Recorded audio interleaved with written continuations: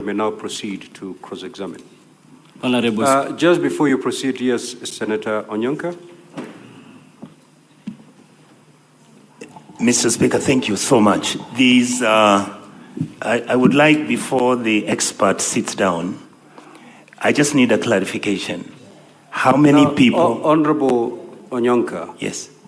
Your colleagues would wish to seek clarifications as well, but that will come after the cross-examination is done. Thank you, sir. Thank you. Right. Much obliged. Thank you. You may proceed. Honorable Speaker and the Honorable Senators, for the record purposes, my name is Kiriu Evanson, representing the Governor. So I'm going to rely on volume 1 of the Governor's documents. It is contained in a pink cover, and volume 4A of the County Assembly's documents. For the Governor, yes, volume 1 of the Governor's documents and volume 4A of the County Assembly's documents. Particularly in 4A, it is page 1. Page 1, page 2, and page 3. You can be shown those documents. Volume 4A, page 1, 2, 3, the list for computers. You can show him. Someone can show him the document. Yes. Volume 4A.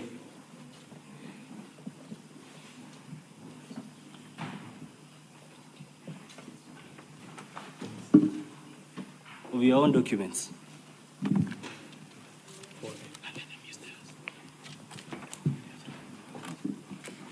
Page 1.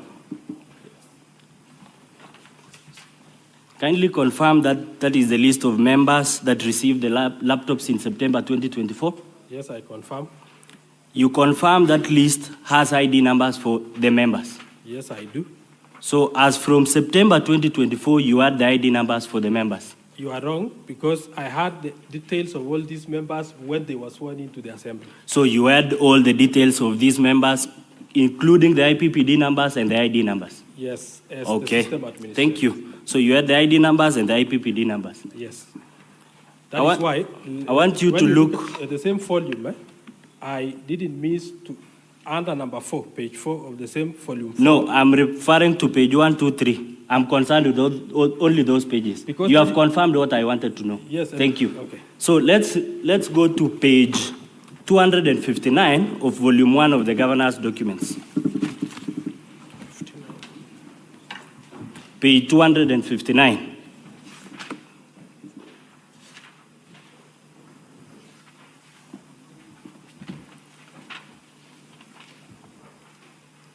So in that page, you confirm that that is the first link you sent to the members during the voting exercise? Yes, I confirm. And that link contained all the IPPD numbers for the members? True. Okay. I want my technical person to go to that link, the first link, that is www.kerichoassembly.co.ke, KCO Assembly, /V/photos 2025-08-15-11-36-26 AM PDF. You confirm that is the list of the IPPD numbers? Yes, I do. That is the first link that the MCAs received? Yes. So any MCA could look at the IPPD number for the other? Yes. Okay. I'm concerned particularly for 2 members, that is the member appearing at number 35 in that list. That is Honorable Keino Chepngetich Dora. Yes. Honorable Senators, I'm referring to number 35 in page 259. Yes, yes. So you confirm that is not the IPPD number? Yes, that is not the IPPD number. It is the ID number. It is the ID. It's the ID number. No, it's the ID number. It doesn't have the IPPD number. So it's the ID number. Yes. Now, witness, respond to the questions. Okay. So Honorable Dora's ID number appears there. Yes. Kindly read the ID number. 2915 790. 2915 9790. Yes. You confirm it is the same ID number appearing in page 1 of volume 4A. Page 1. Volume 4A.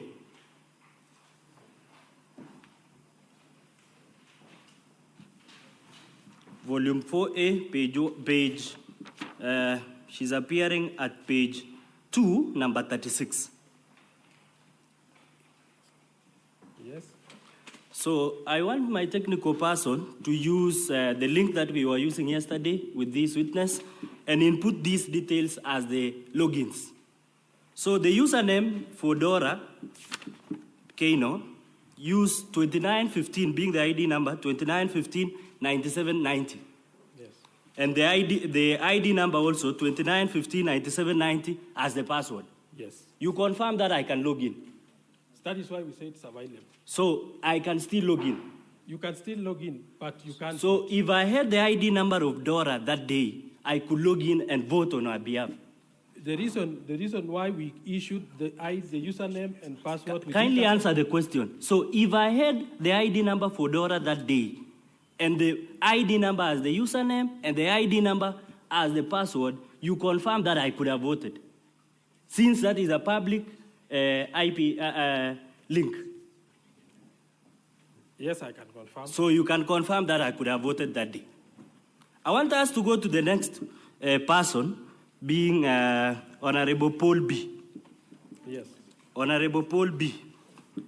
His ID IPPD number, I'm referring to page, this is Paul B, page 1 of 4A, page 1 of 4A, number 15.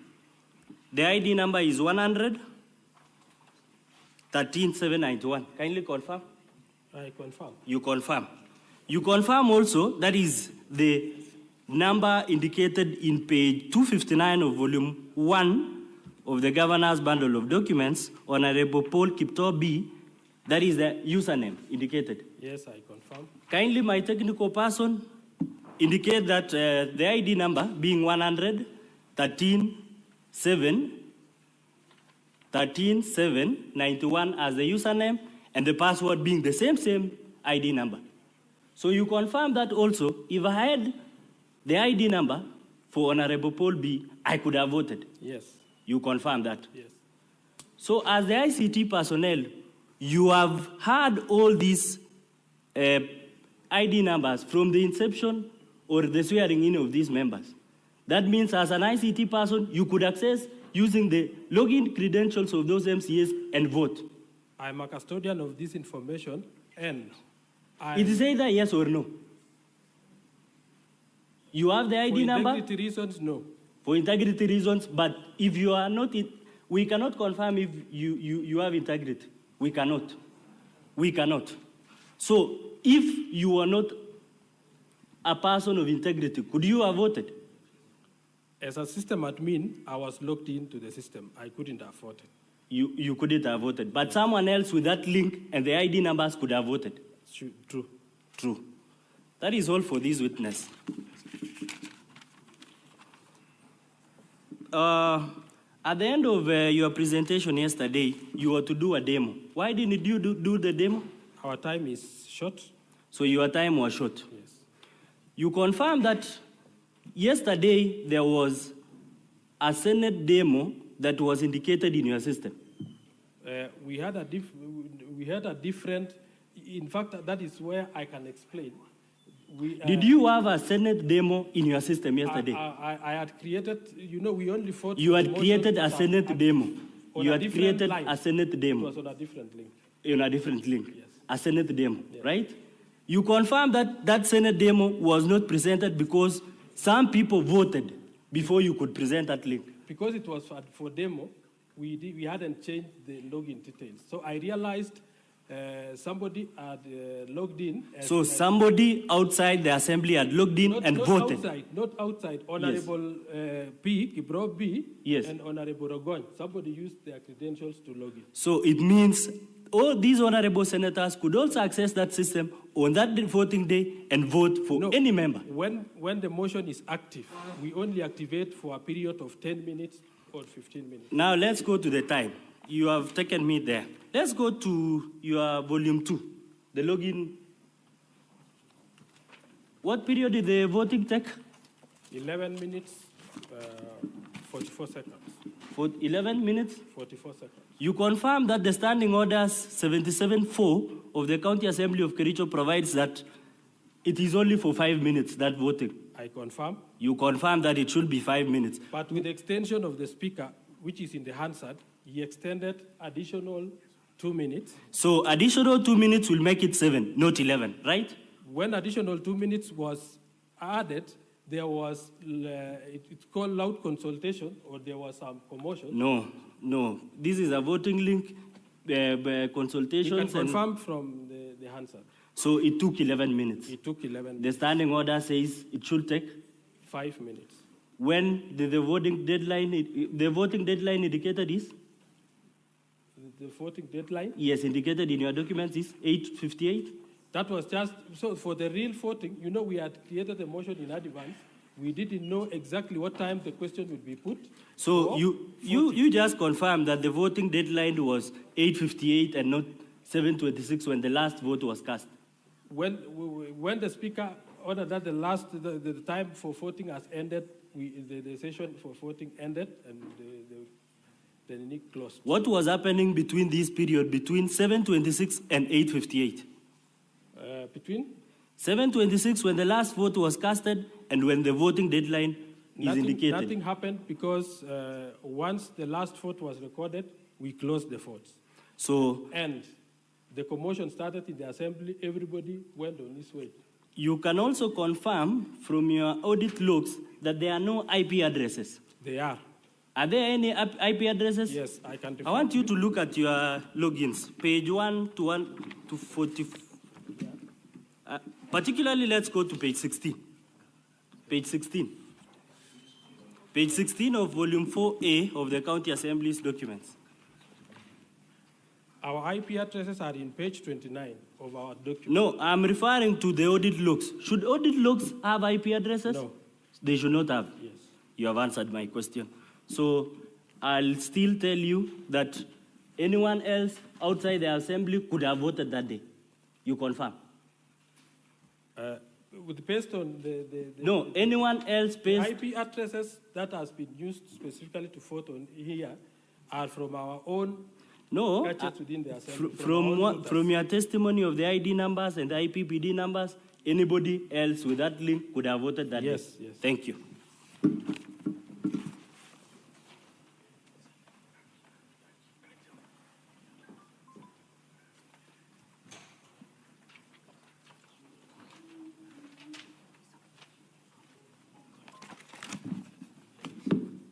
Honorable Speaker, and honorable senators and my colleagues, my name is Wajiko Diongo. I represent the governor. I'll pick it up from where my colleague has stopped. Alfred, I will refer you to your affidavit, which is in your volume 2. And it is your testimony, as my colleague was cross-examining you, that the username was the IPPD numbers? Yes. And the password was the ID? Yes. Is that correct? Correct. I refer you to paragraph 11 of your affidavit, and it is your testimony that, his affidavit is on page 81. Learning from page 79, but I'm referring to page 81, paragraph 11. The Assembly Battle, Volume 2. It has the affidavit of the witness.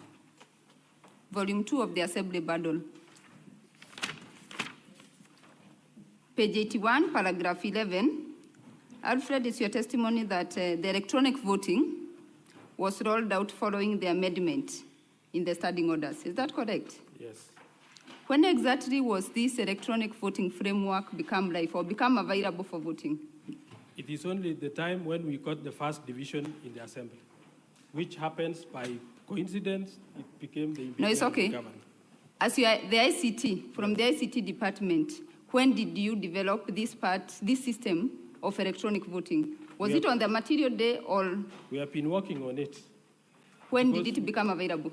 A specific date? So it became available for the voting 2 days to voting. That is when we created the link and we were testing whether the members... So it became available 2 days before the voting? Yes. You can then confirm that the members of the Assembly did not have the opportunity to interact with their system prior to this voting? Yes, I do. And it was the first time it was used? They have been using other systems in the Assembly. To take that further, you can confirm there was no opportunity for the MCAs to then develop their personal password or change the password before any activity is undertaken? I confirm because the standing orders gives only 5 minutes for voting. It's okay. Was there opportunity to change the password, yes or no? No. There was no opportunity. So that, if I take you back to your paragraph 4, Honorable Senators, it's on page 79 of the same bundle. When, at paragraph 4, you take it down to paragraph D, 4D, when you indicate that the platform then would be utilized to supply for voting, but when you go back to B, it would be utilized for attendance of register and circulation of order papers. Had the system been utilized to circulate the motion for this particular issue, for the impeachment of the governor? Was the system used to circulate the motion? So that is our internal, from my affidavit, I have indicated that we have been using a financial management operation system that had... Let's go to paragraph B2. Yes. Circulation of order papers and committee reports. Yes. Was the system utilized to supply the papers for this particular motion during that day? Yes. It was utilized? Yes. Have you adduced evidence to that? I didn't, but... You did not. Yes. It's also your testimony that under the bundle,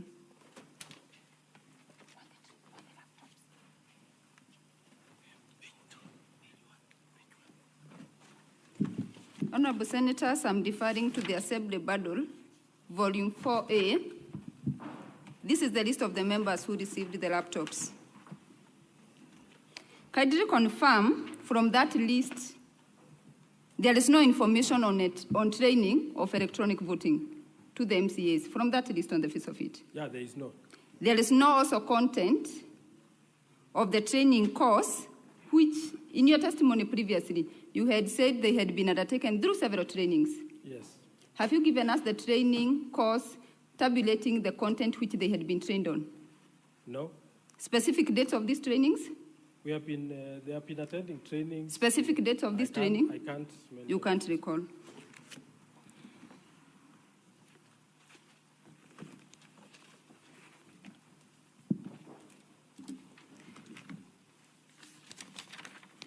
We can move to the logs, which is in paragraph, the same volume 4A.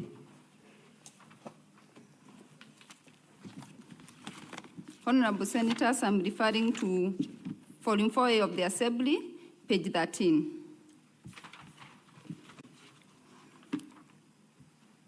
So that we understand how these logs were obtained,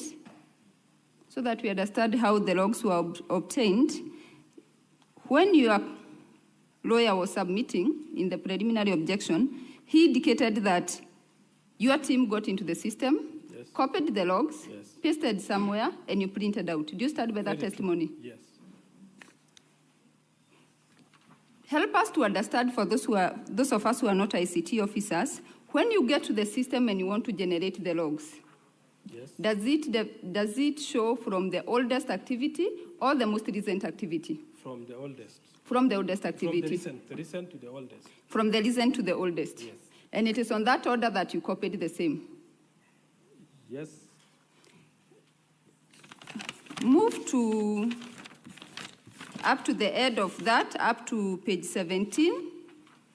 Confirm you have not attached a certificate of electronic evidence for us to understand the manner in which the logs were copied, to which device you pasted, and from which printer you printed. Did you prepare such a certificate? Did your lawyer guide you to do that? A certificate where you elaborate how you had pasted the logs and printed? I didn't do that. You did not do that. Mr. Speaker, it can go on record that this is extract of electronic evidence and is not supported by the certificate under Section 109 of the Evidence Act. But with that, let's look, Honorable Senators, I'm on page 13. You have told us it's on chronological order. Go to entry number 1. What is the timestamp? What is the time of that activity? Entry 1. Just read out the time. It is 1908. We are on page 13 of volume 4A of the Assembly. Yes, it is 1908-48. 1908-48. Yes. What is the next time? On entry number 2? 1936-06. 1936-06. Entry number 3? 1926-44. Explain to us that chronology, that they do not follow each other. From 1 to 3, just reading on the face of it, it starts from 1908, goes to 1936, we go back to 1926. That chronology, as you told us, is from, you had said it's from the oldest. Yeah, but that was copying. That was just... That was copying. Yes. So in copying, then you had some leeway in editing of which comes first and which comes next. No. Then where doesn't the chronology come? Anyway, we can confirm that the chronology lacks from, even on the face of it, from entry number 1 to number 3. The chronology is not there. So the chronology from number 3 is... No, it's okay. Chronology number 1 to 3, is it, as you had said, is systematic? From oldest to the, or there is a mix-up? There is a mix-up. There's a mix-up. It's also your testimony that the system was developed internally by the Assembly, yes. Your department. Yes. Can you confirm you have not adduced before this House the system security certificates for them to build a confidence in your system? You have not produced those certificates. Standing orders cover us in that, in terms of... It's okay. We are before the Senate. Do you have those certificates for this system? We rely on the standing orders. You rely on the standing orders, so you don't have them. Have you ever tried the penetration test to your system to see what my colleague was alluding to, that anyone who had the user ID and the ID numbers from wherever they were in this country, they could log in, vote, and get out? Do you have some did you ever do some penetration test to confirm that there could be no hacking to your system? Yes, because in the Assembly you have the firewalls. It's okay. Do you have the test certificates before us today? No, I don't. You don't. And as I finalize then on your login, I know my colleague, Mr. Wanyama, will come in deeply to that. Confirm that it does not show us, apart from the IP address, your logs do not show us when a specific MCA gets in and when they log out. There are no logouts. Most of them didn't log out. They did not log out. Most of them. So up to now, they are still in the system.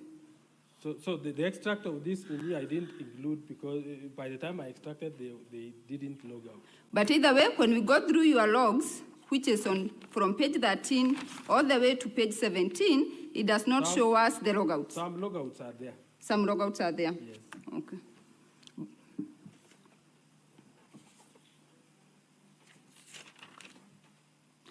And then finally, the audits, this system audit, as you are calling it, who did the audit? As you call them, the system audit logs. Who generated this report? It is the system that audits automatically. So it was you who developed these logs?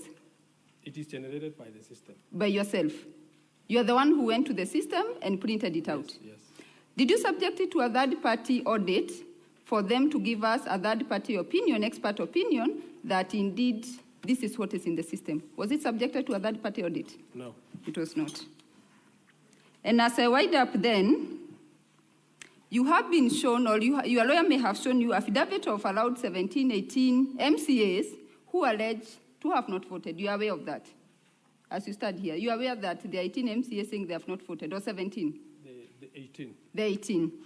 Do you have any evidence from your system which you can demonstrate to us that they personally voted, not their credentials, that they are the ones, you can link them to that vote? Can you link the particular, like you are shown, that one for Dora, can you link them to that particular vote personally? No, I can't. You cannot link them to that particular vote. So that with that, let's go back to your, as we try, just one more, Honorable Senators. Well, I'm at volume 4A.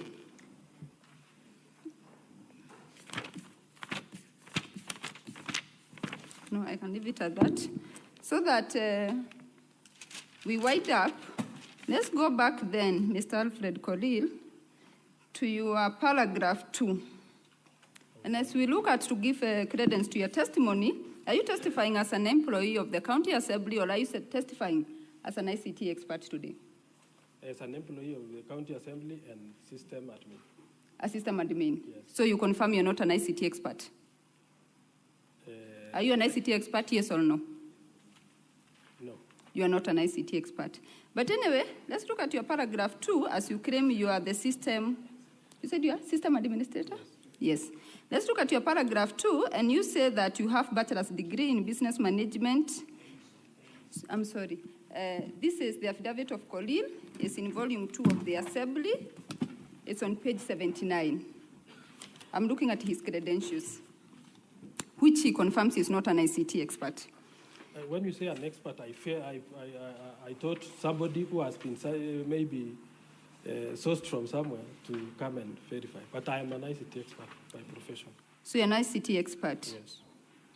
Okay, let's look at your paragraph 2. We take it that. You say that you went to the University of Kabianga and took a degree in business management. You also have a diploma from Multimedia University, and you have several certifications. And finally, a master's degree from the University of Kabianga. Those are your certifications? Yes. So that the honorable senators can examine your expertise and competence today in regard, and more particularly because of the doubts which are being created to your system, have you attached your certificates? Yes, I think I forwarded the certificates to our team. Have you attached it? You can show us? No, not here. They are not, you don't have them before the House? I would leave it at that, and with your permission, Mr. Speaker, invite Mr. Wanyama. Thank you.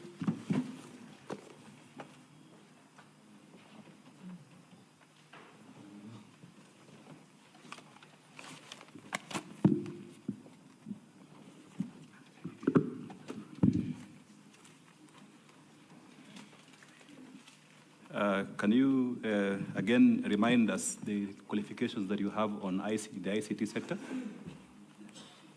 I have a degree in business information systems. Business information system, eh? Yes. Okay.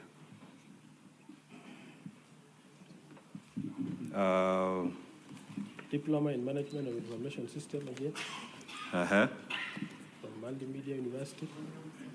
Witness, can you be loud enough? So I have a degree in business information system from University of Kabianga. I have a diploma in management of information system from, it was Kenya College of Communication Technology, currently Multimedia University. I am also at level, I have done section 4 of CASNEP. It was formerly called CICT. That is when I stopped doing the CASNEP exam. Okay. Are you aware of the government of Kenya's policy in respect to development and hosting of domains? Yes, I am. Which is the policy?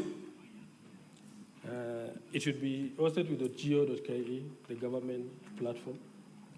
Okay, which is the policy? We will come to the domain number, the .go.ke protocol. Which is the policy that governs the creation of ICT issues, including you as a developer going to host a website, developing it, deploying it for the application for usage. Which is the government policy on that? I'm not very sure about that. You're not very sure. Are you aware, and you have just mentioned it, are you aware that the government of Kenya has prohibited the hosting of our data abroad unless there is sufficient safeguards put in place for data protection? Are you aware of that policy? Not aware, but our official website is hosted with ICT Authority of Kenya. Which is? Which is? Yeah. Which is the domain that you say is hosted by the ICT Authority of Kenya? That is Kericho extremely Assembly. important. KerichoAssembly.go.ke. KerichoAssembly.go.ke. .go.ke. Yes. That is the official county assembly domain that is hosted by the county, by the ICT Authority. Is that correct? Yes. Now, if you go to your website, which platform are you using? Is it the .co.ke protocol? Or the .go? I can confirm the .co.ke protocol platform is for our internal system, for management of our internal affairs. And that is the one that I'm concerned about. Yes. How was that system procured? We worked on it. It's our inbuilt system. Inbuilt system, eh? Yes. You're sure that you worked on it? Yes. Are you sure about that? Very sure. And you are the user? Of the system. The finance team and the other teams are the users. The users of the system? Yes. You are not the user of this system? I don't understand properly the meaning of the user. As you define. I'm the system admin to that. You are the system administrator, right? Mm-hmm. Yes. And as this system administrator, what are you supposed to do? To allocate the rights to users, to manage all the processes within that system. Who allocates you rights as a user? As a system admin... Sorry, as a system admin, who allocates you rights as a system admin? Who? It is the system admin who has the super rights to the system. You have the super rights. Eh? Yes. And who creates this system? I have a team. You have a team. Eh? Yes. Where is it hosted? We host with Host Pinnacle. Host Pinnacle? Yes. Uh-huh. This is important. What is Host Pinnacle? It is a hosting site. It's a hosting site. Eh? Yes. Where is this Host Pinnacle located? Is it a public institution or a private institution? A private institution. A private institution. Eh? This hosting of data from the county assembly by a private site, and you've confirmed Pinnacle Limited is a private institution. How was that procured? How did you procure the service of hosting your site with a private entity, despite the government of Kenya's policies on data protection? How did you do that? Did you procure for this service with this Pinnacle company, a private entity, to host very important information on the impeachment of a governor? Did you do that? Not for the impeachment of the governor. Uh-huh. It is for hosting our internal management system. Hosting the internal management system, yes. Which is a web-based system. Is that correct? Yes. And that application for voting was tied to that system. Yes. Is that correct? It's correct. So the question is, how did you procure an application for voting is tied to a system that is hosted in a private site? How did you procure for that system? And remember, these are members of the county assembly.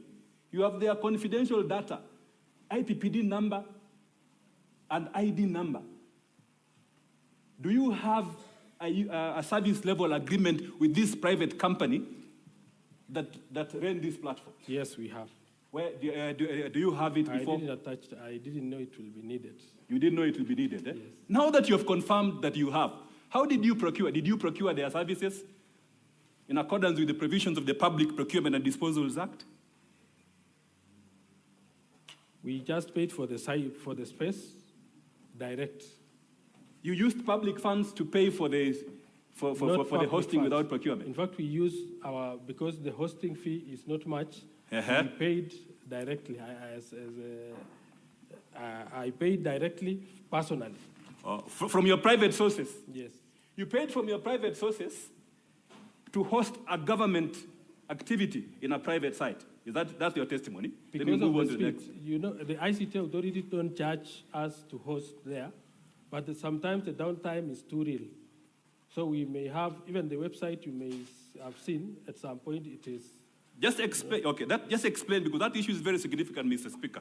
Just explain the safeguards that you have with this private entity that is hosting confidential data of MCS.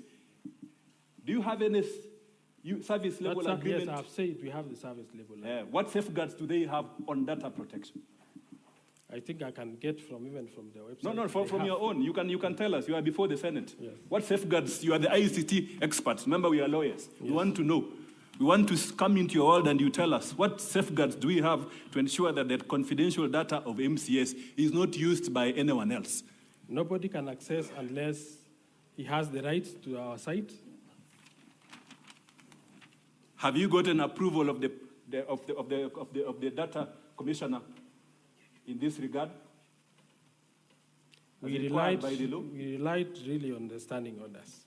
No. Have you gotten the approval of in terms of data protection of the data commissioner for purposes of you giving out this private data of MCS, which they use for voting to a private entity? If it's a yes or no answer. No.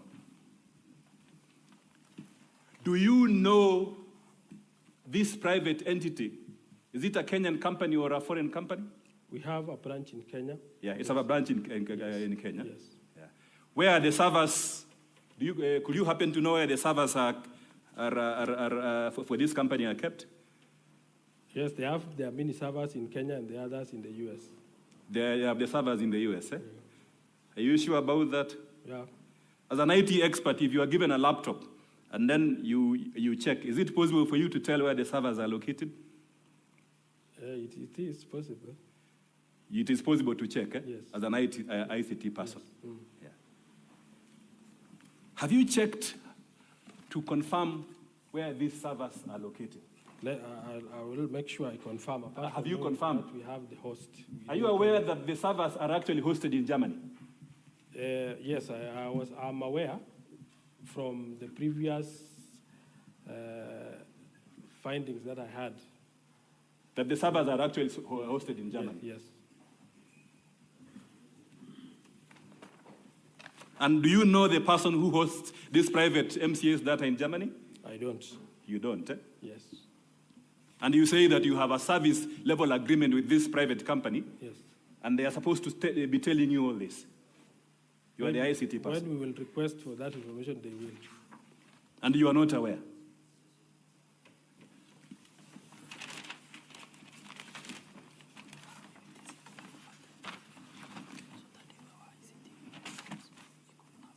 Will you then oppose if an ICT expert from our side comes to say that these servers are actually located in Frankfurt, Germany?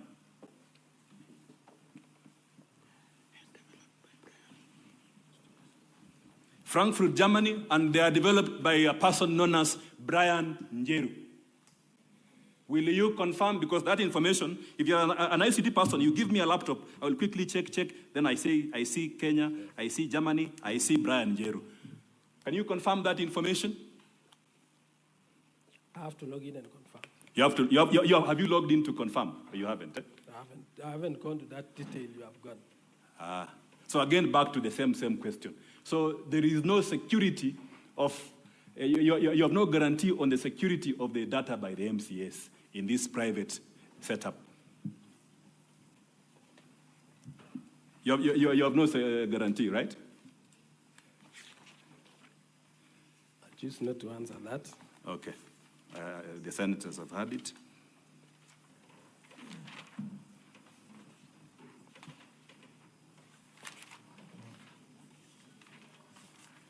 Again, let us look at this system that you say you developed. Eh?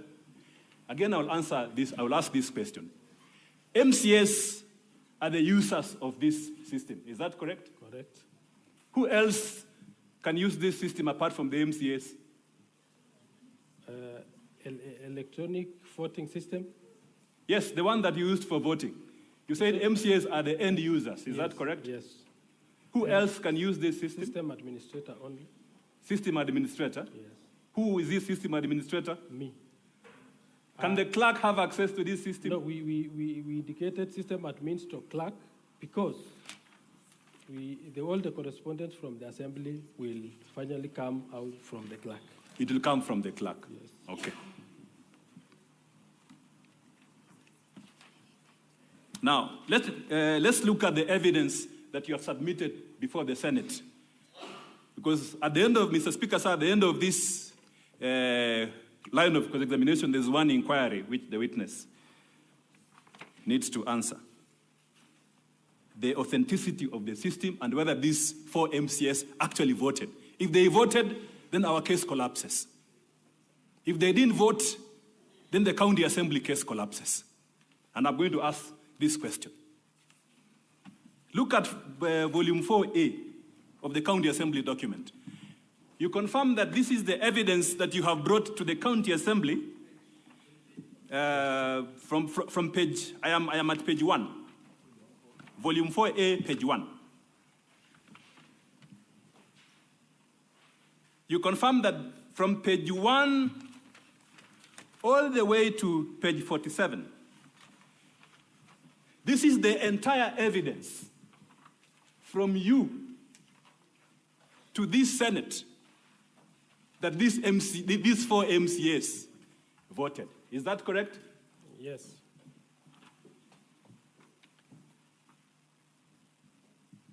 Secondly, you confirm that you are a very important witness in this Senate on that question. Do you confirm that? That you are for the Senate to believe anyone, then you are an important witness in this Senate for that question. Yes. Do you confirm that? Yes. So at page 1 and 2, and page 1, 2, 3 of volume 4A,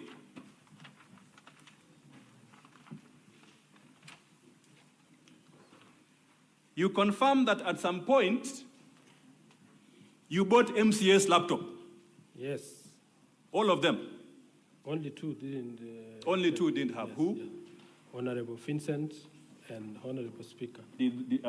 Honorable Vincent, did he vote? Yes. He voted which side?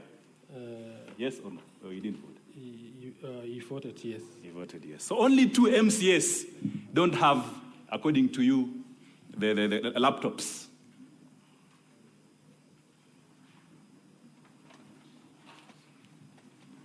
And in your testimony, this is important, you confirm that at the county assembly premises, there is no place where you can place a laptop. Yes, I can confirm. That you can, there's nowhere you can place a laptop. Eh? Yes. Thank you. That on this voting day, was there an MCA with a laptop in the floor of the House? ICT officers were you were in the there. chambers. I wasn't there. You were not there? in the chambers. So you can't tell. If you can't tell, I'll move on. I can't tell. You cannot tell. I'll move on. So where were you? You said you were not there. Where were you? I was in a different office. In a different office. Monitoring whether members are able to log in. Members are able to log in. Eh? Yes. Second question, before I go to the third question. These laptops, as the ICT person, have you confirmed that they are all functional? Yes, I did. They are functional. Yes. There is no MCA who does not have a functioning laptop. Software is updated, everything is okay, it works very well. I can confirm that some members are not even working with those laptops. They don't use the laptops, eh? They use their phones. They use their phones. I will come to the phones shortly. Okay. So there's a possibility that these laptops are not fully functioning. It is fully functioning, but most members choose maybe. But are you aware that these laptops are functioning or not? Are you aware? They are functioning, yes. You are aware? I'm aware. Okay. Have you installed, you updated softwares in these laptops? We usually do that. You usually do that? Antivirus, we update every time it expires. Mm-hmm. Any other updates they require. Maybe which software do you use? We use Kaspersky. Kaspersky. Yes. Thank you. You confirm that the document at page 1, 2, and 3 contains ID numbers of MCS. Yes, I can confirm. And you confirm that under the data protection laws, ID numbers are confidential information. Because it was for internal issuance. Wait. Yes. Do you confirm that ID numbers are confidential information? Yes, I do. Okay. And for this system that you say you created, these ID numbers were the passwords to this system for voting. Do you confirm that? Yes, I do. And what was the username for the ID is publicly available. What was the username? For an MCA? IPPD number. The IPPD number. Are these IPPD numbers the one in page 4 of volume 4A of IPPD numbers? Yes. Okay. Again, you confirm that both the password and the IPPD numbers for each MCA are publicly available. Publicly available, it is in your database. We have them. They are publicly available to members of staff of Kericho County Assembly. Those who can interact with the system, they can access. They are publicly available to you as the administrator. Yes. And they asked you a question then. If, I've listened to you carefully. If you have the IPPD number of an MCA and the ID number of an MCA, would you have voted for that MCA? As a system administrator. If you have the two links, I'm not saying you, anyone. Yes. You have the IPPD number of the MCA, you have the password of the MCA, and then you have the link. Could you have voted for that MCA? The link had timelines, and we expected all the honorable members. Within those timelines that you are saying, yes, if you had that access. But the link was only available to their members' individual phones. No, we will come to that availability shortly. You confirm that if anyone had this, they will vote. Eh? Yes. For the integrity of this system, the voting, yourself as the ICT administrator, you could have voted for any of the MCAs. Is that correct? I'm using the word you could have voted because of the information that you had. You could have voted for any of the MCAs. Is that correct? Yes, it is correct. Now, go to page 12. Go to page 12. Page 12 of the volume 4A. We now have, Mr. Speaker, sir, we have the information to access the system. Now the system is being deployed, and the evidence here is at page 12 of the volume 4A. Is that correct? The link. Is that correct? That now at page 12, we are now activating the system? Yes. And you activated by sending, what did you do? You send what? An SMS. You send an SMS. To who? All the honorable, the phone numbers of the honorable members. And this SMS was for what purpose? To provide the link to access the voting. Was this a bulk SMS like the one we usually receive from people who market services? We have a customized SMS for the assembly, ACU assembly. I'm asking, is it a bulk SMS system? It is. Okay. Thank you. You send telephone, these links to mobile numbers of MCS. Is that correct? Correct. How many persons, according to page 12, received the text message containing the links for voting? How many persons received? You can count. On this one, you have time, you can actually count, because it's an important question. On page 12, how many persons, if you count from the bottom to the top?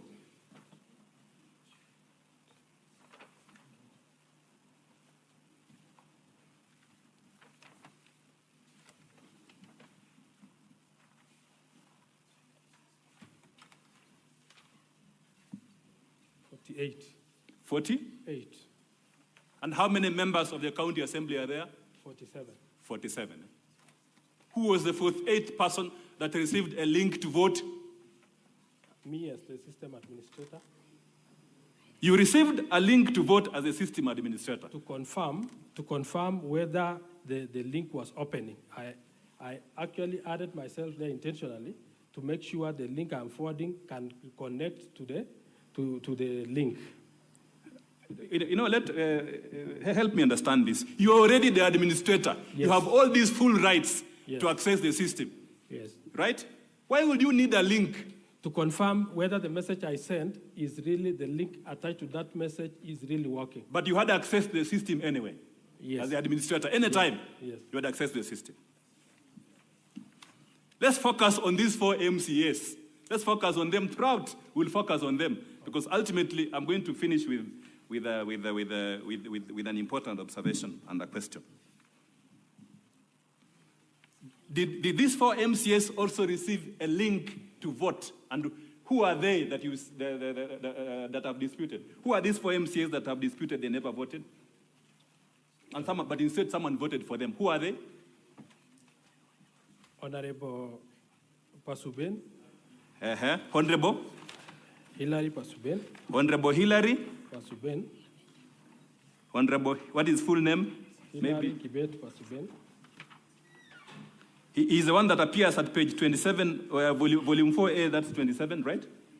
Page 27, volume 4A. Is that correct? Can we confirm? Yeah, go to volume 4A at page 27. Yes. You are saying these are his results, that he voted yes? Yes. Okay. And then the next MCA is who? Amos Birir. Amos? Birir.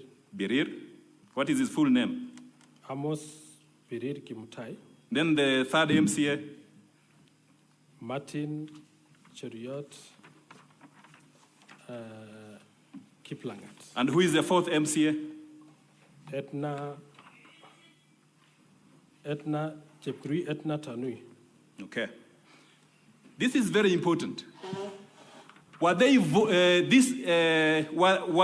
you aware if their telephone numbers were linked to the laptops? Linked to? Yeah, their telephones were linked to the laptops, or they were operating it they were operating the voting from their phones. Because there are instances where I can link my phone to the laptop, then I operate it from there. There are instances where I just need to use my phone, which has internet access. Yes. So which is which? I was not in the chambers. I can't confirm. You cannot confirm. Huh? Yes. And but you are an important witness in this Senate. Okay.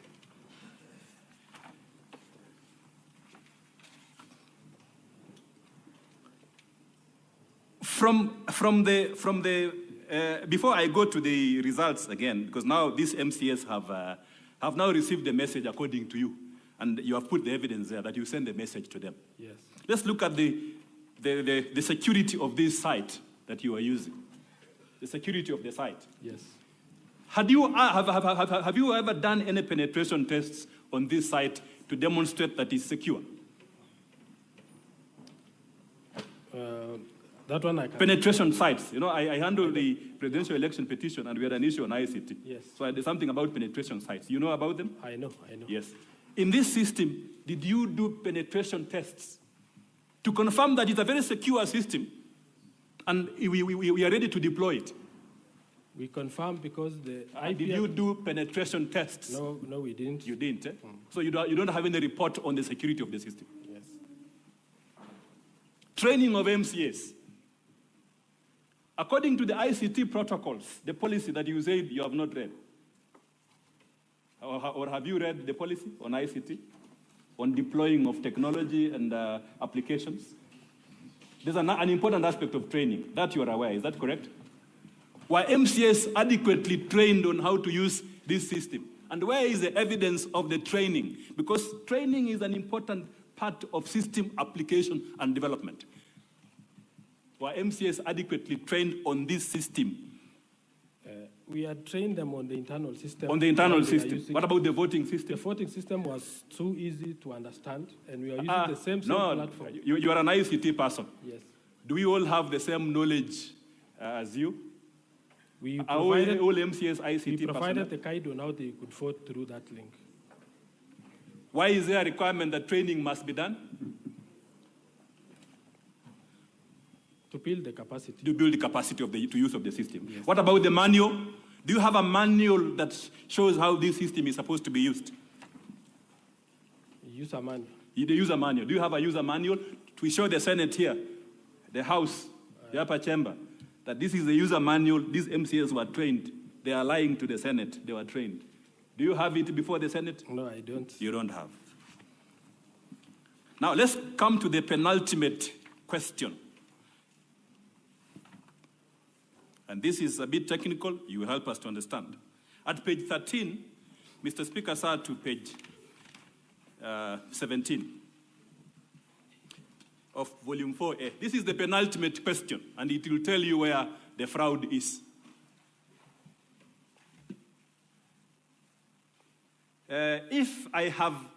You have sent me a message to my phone, Yes. and that phone has access to internet, Yes. right? Then I was expected to vote using the phone. Yes. Is there Wi-Fi in the county assembly? Yes, we have. Are you aware whether the speaker made arrangement, had informed members that they are going to use the phone, that they are going to use electronic voting, so that all of them carry their phone to their chambers? Are you aware? If you're not aware, we'll move The on. standing orders dictates that. Are you aware that at some point some MCAs stood up on division and say, we are standing up, and they made the requisite majority, and therefore the speaker ought not to have used electronic voting? Are you aware of that? I'm not aware. You are not aware. So let's come back to what you are aware. When you send me a link to a phone, and that phone is internet-based, Yes. I can actually vote. Eh? Yes. What if the phone does not have internet? We have the internet in the assembly. Okay, are there phones which are not internet-based? Is Mlikamwizi internet-based? No? It's not, no, right? Yes. Now, when I vote, when I actually vote, and Mr. Speaker, sir, this is the only evidence that someone voted. When I actually vote, my phone has a unique address, a digital footprint, which is only unique to me, just like the thumb, my thumbprint, only unique to me in this world. Yes.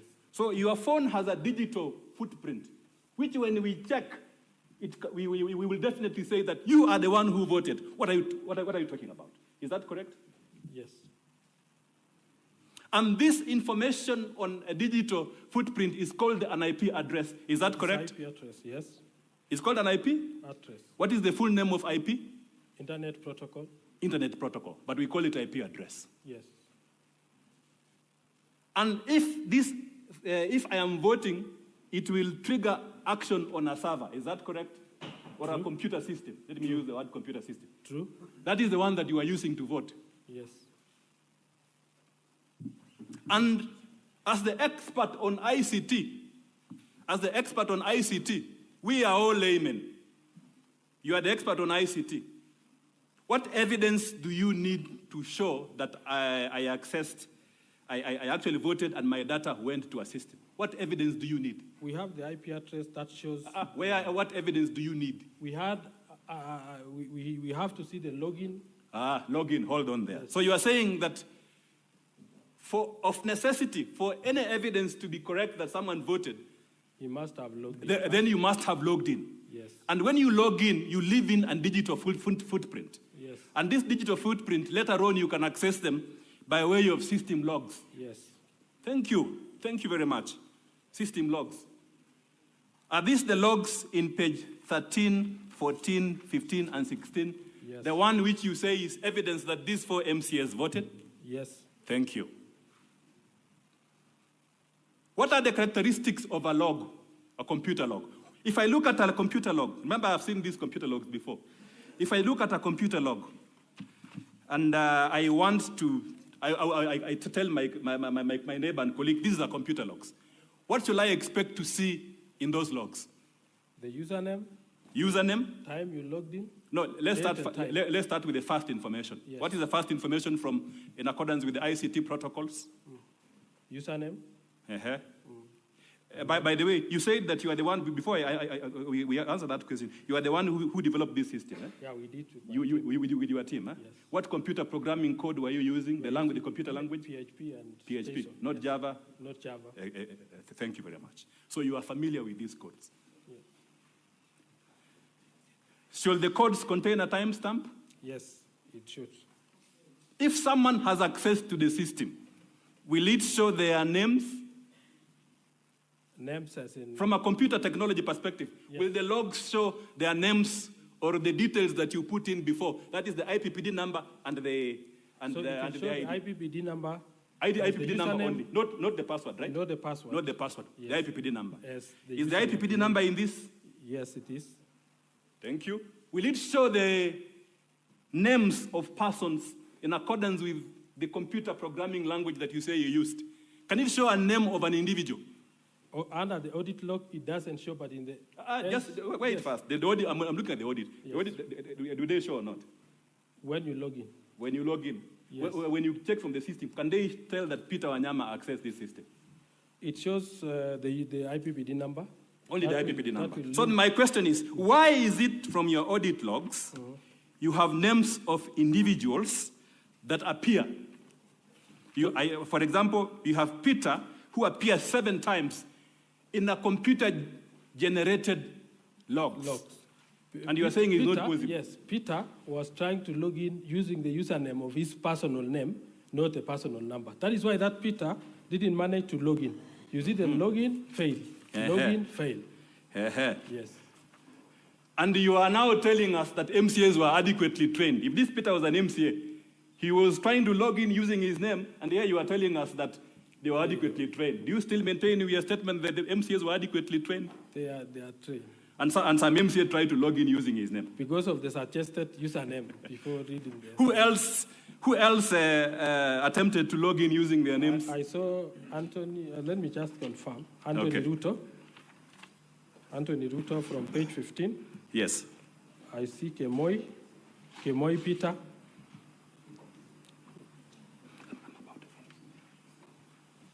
As we finish my time, just my time, I want to ask you these questions as I finish. These logs, if you see the logs, and the evidence that these MCAs access the system, don't you think that their unique identification, the IP address of the telephone numbers of the mobile phone they used to access internet and vote will be in the logs? Not in the logs. Is it your testimony before this house that the IP address of these MCAs who accessed the system cannot be in the logs? It did not, yes, that is my... Yeah? Yes. It ought not to be in the logs, or it ought to be? Not to be in the log. It ought not to be in the logs. But in the real, in the voting that they did. No, I'm just asking a simple question. Yes. If I have accessed this system and the system has generated a report, Yes. will this report show the IP address of the telephone numbers of the MCAs who Yes, voted? it shows under the detailed report. Or under the detailed report? Yes. So my question is, we are before the House of Senate. Where is this detailed report It is in page, of the logs? It is in page 29. Page 29. Are these the logs that you are talking about? I'm talking about the... No, IP the address. logs. The computer so the logs. logs don't have the computer logs are the ones you are looking at. Page 13. Confirm that the document which appears at page 13, 14, 15, and 16, you went to the system, Yes. extracted what you wanted us to see, and pasted them here. Is that correct? No, I extracted all the logs, audit logs. But where are they? I'm just asking a simple question. This person's attempted to log in. Where is the IP address for each person? Because as a person who has handled electoral dispute, I can quickly see from logs that a log ought to contain the IP address. In fact, the purpose of the IP address is for security of the system. So that as the user, you can be able to tell what happens, who is trying to get into my system. Then you can trace them and say, Mr. Peter Wanyama, this is the log that he's using, this is the IP address, and I will shut him down. Is that correct? It's correct. So your logs are cut and paste. There is information in the system which you don't have before the Senate. No. Thank you.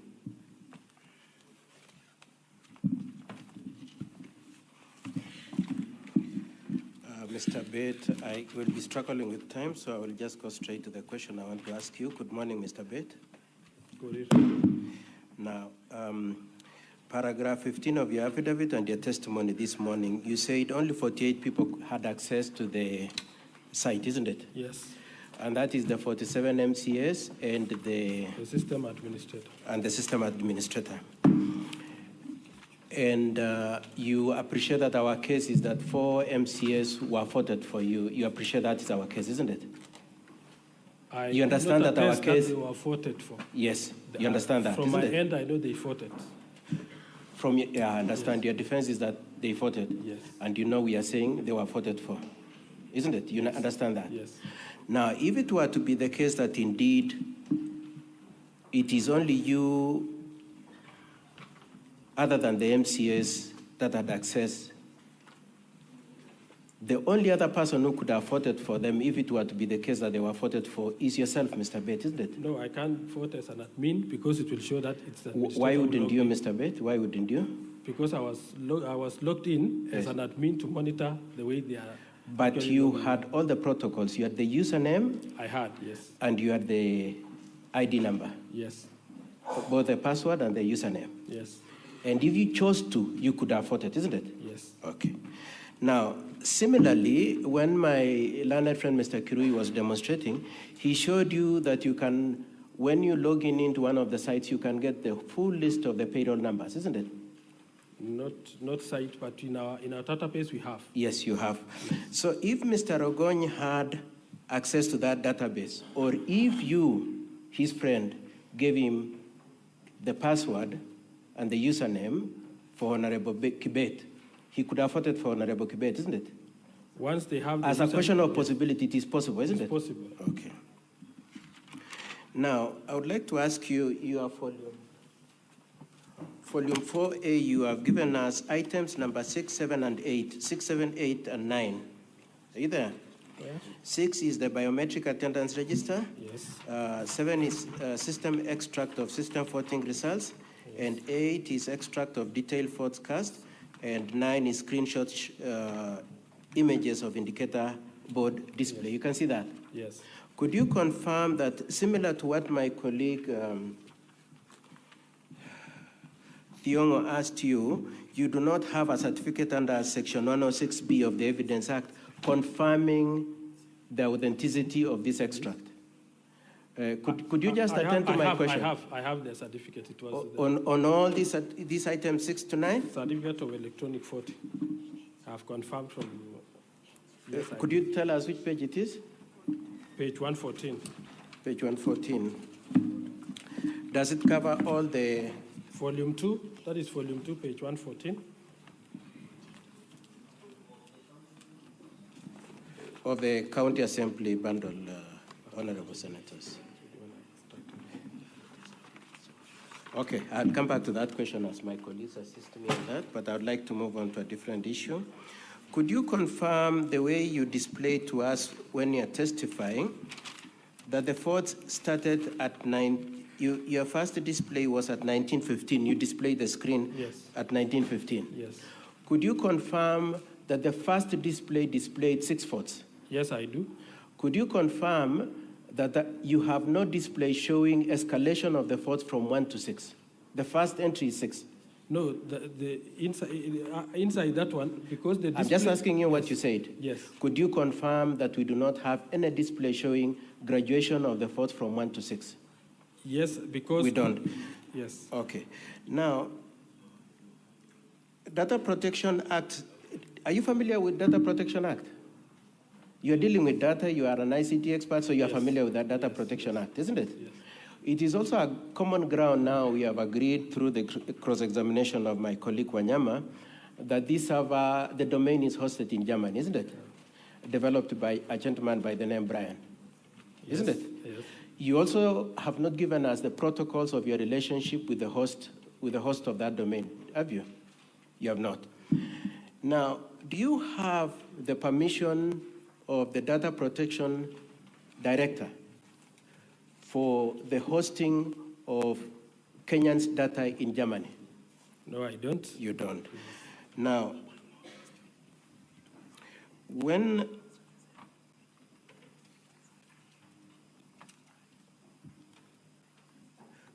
have you registered this system under Section 18 of the Data Protection Act? We relied on the standing order. Just answer my question. Have you registered it? No. Do you know the exemptions that obtain for you to be exempted from having to register under Data Protection Act? That it requires that you have employees of less than 10 people and a turnover of less than 5 million. You are aware of that? That the only way you can get exemption from registration is if you are dealing with people less than 5 and turnover of less than 5 million. You're aware of that? You're aware of that, Mr. You said you are familiar with the data protection. Yes. Do you have the exemption under any circumstances for you not to have registered to the data protection? Because it is an internal system. I've just asked you, do you have or you don't have? No, I don't have. You don't have. Now, as we speak today, you said you developed the system a day before the voting, isn't it? Not that we actually ran it the day before. Sorry? The system came live the day before. The day before? Yes. Now, as you were using it on the 15th of August, did you have a policy on the use of of that system, that specific system? Electronic voting, it is in the standing orders, please. Apart from the standing orders, do you have a standalone policy on how to use that electronic voting system? Is there a policy? We haven't developed the policy. Do you have a manual? We don't have. Do you have any regulations? Regarding the Please answer, the use of electronic voting. The standing orders.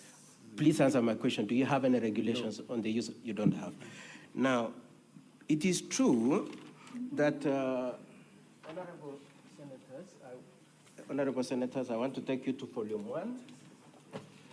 Volume 1 of the Governor's Report, page 109.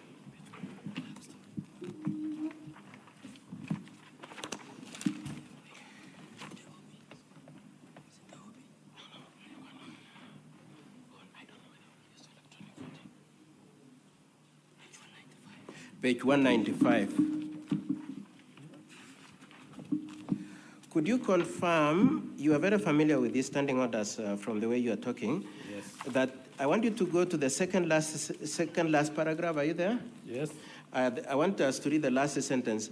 The Speaker said this, who knows even whether there is a system? I don't know. So as it were, in the morning of the voting, even the Speaker did not know whether there is a voting system, isn't it? From his speech here. From his speech, yes. Yes, he didn't know. Even him, he didn't know. He didn't even know how the system will be logged into. He said, what has he said? He said he doesn't know whether there is a system, isn't it? Yes. So how come you're saying the MCAs were aware that they could vote electronically when the Speaker himself doesn't know? Because of the standing order. Because of the standing orders. When it comes in, and the Speaker doesn't know the standing orders. He knows. So how come he's saying that? Okay, let's move on. Then you said yesterday in your testimony that, let's just hear what you said a moment ago. Did you say he didn't know how it would work? Yes. And that is consistent, just listen to my question. That is consistent with your testimony yesterday saying that you decided at the last minute that the password would be the ID number and the username would be payroll number. Yes. So that information the Speaker didn't know, Yes. and the MCS didn't know. Yes. And are you an MCA, Mr. Bet? I'm a staff. So you decide as a staff what the MCS should do. You decide for them. Because it was a voting system, I had to keep the details. Didn't you need even to consult with the Speaker? You decide on your own. Did you consult with the Speaker on that issue? We were expecting... My question is, did you consult with the Speaker on what password and username to use? No, I didn't. You did not. Okay. Okay, and in the same page 195, it is true that long before voting, the 18 MCS, which incorporates the 4 MCS, had already complained that some people have voted for them, isn't it? From the answer. Yes. And exactly the same people who had complained that we've been voted for were eventually voted for, isn't it? Or they voted. From my end, I believe they voted. No, what I'm asking you is that they already complained before the voting, isn't it? Yes. And they knew you, Mr. Bet, had voted for them, isn't it? Long before. No. As I close my cross-examination because of time, could you confirm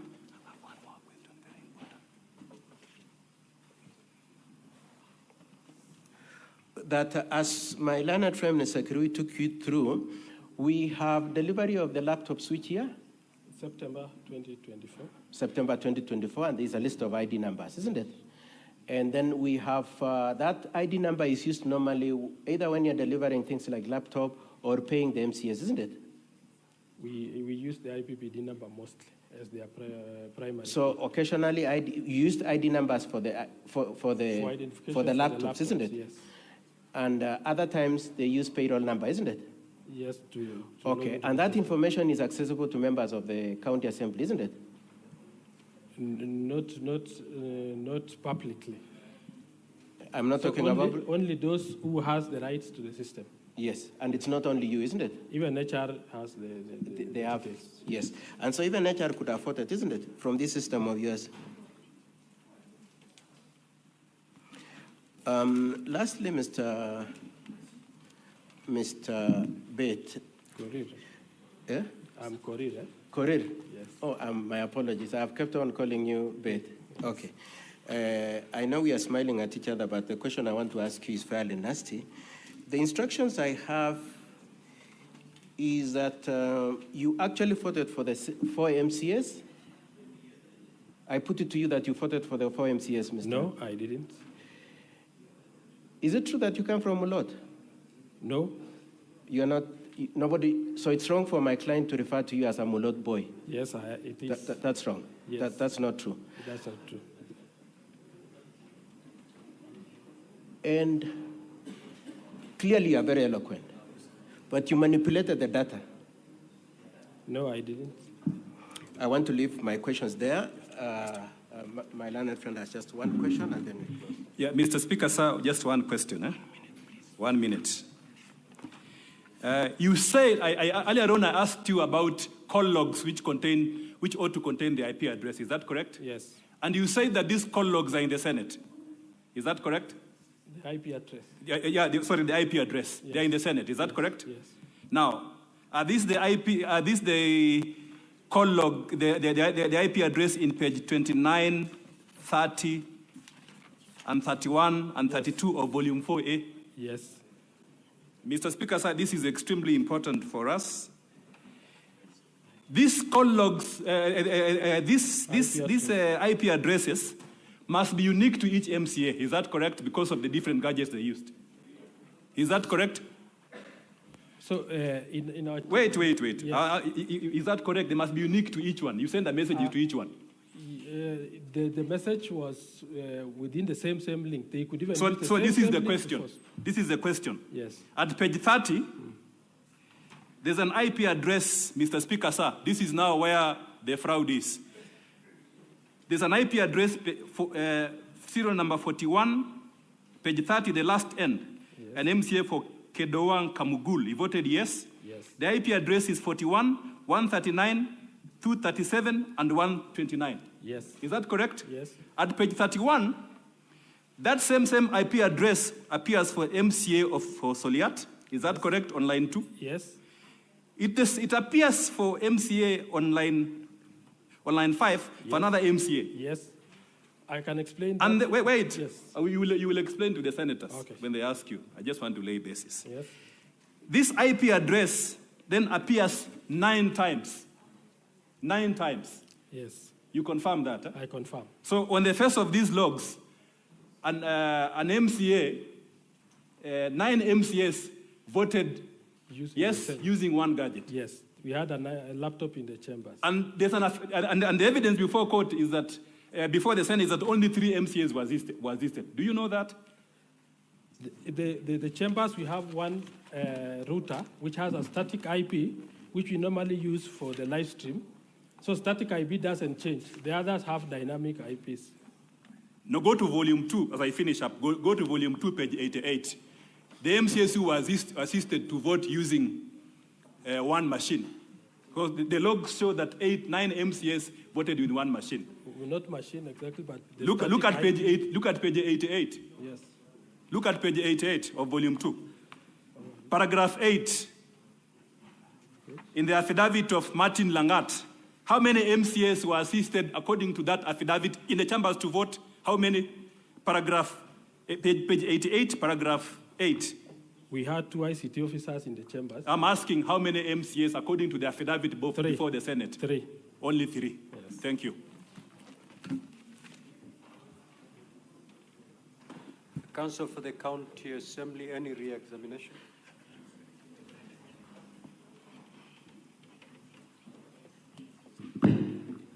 Thank you, Mr. Speaker, sir. I will do the re-exam for the witness. Alfred. Yes. Other than speculation and blanket accusations, has the governor's team pointed you to any audit report that indicates that you indeed voted or conducted any illegal activities in the platform? No. So is that accusation backed by any evidence? Yes, because once I log in as an administrator, and I was not within these IP addresses within the assembly. The IP addresses for the assembly we will get to okay. that point. Yes. Mine was just to confirm whether there is any evidence that has been tabled to show that no indeed evidence, no. there are activities from the administrator. Let me ask you a question as a layman. Is there a system on earth that does not have a system administrator? No. All systems must have an administrator. Yes. And what are the specific roles of an administrator of any system? Specific roles is to assign the users, to create the users in the system, assign the rights. If it is, for example, the voting one, rights to vote, who is supposed to vote, who is not to. Does that include internet banking? Internet banking. Do we have a system administrator for that application? There's always someone at the end who is doing the administration work? Yes, even in the central bank, we have somebody we consult usually when you have problems. And isn't it true to state that the system admin has super rights in all the systems? Yes. So it is then not unusual for you to have super rights as an admin? Very true. That is indeed standard, correct? Yes.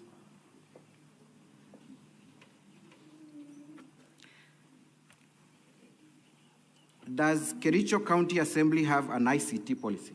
Yes, we have. Has that policy been approved by the County Assembly Service Board? It was approved. Does that include procurement issues of the system? Yes, it includes. Did the development of this system comply with the ICT policy of Kericho County Assembly? Yes, it did. You confirmed that you were not in chambers during the voting. Yes, I was not in the chambers. So if there was voting that took place in the chambers, it cannot be from you. If we are able to trail that voting came from the chambers. Yes. Kindly turn to page 32. And let us measure on the 4 MCAs whose votes are contested. Are we able to tell from the IP addresses where the specific voter was at the time the vote was cast? Yes, based on the routers which we have in the chambers, we can really identify. Kindly proceed and indicate specifically the 4 MCAs, where were their votes cast from? What volume are we looking at? For the first one, it was cast for volume 4A, page 31, for Cheplanget. 4A of the County Assembly's documents? Yes. At page? Page 31. Page 31. Yes.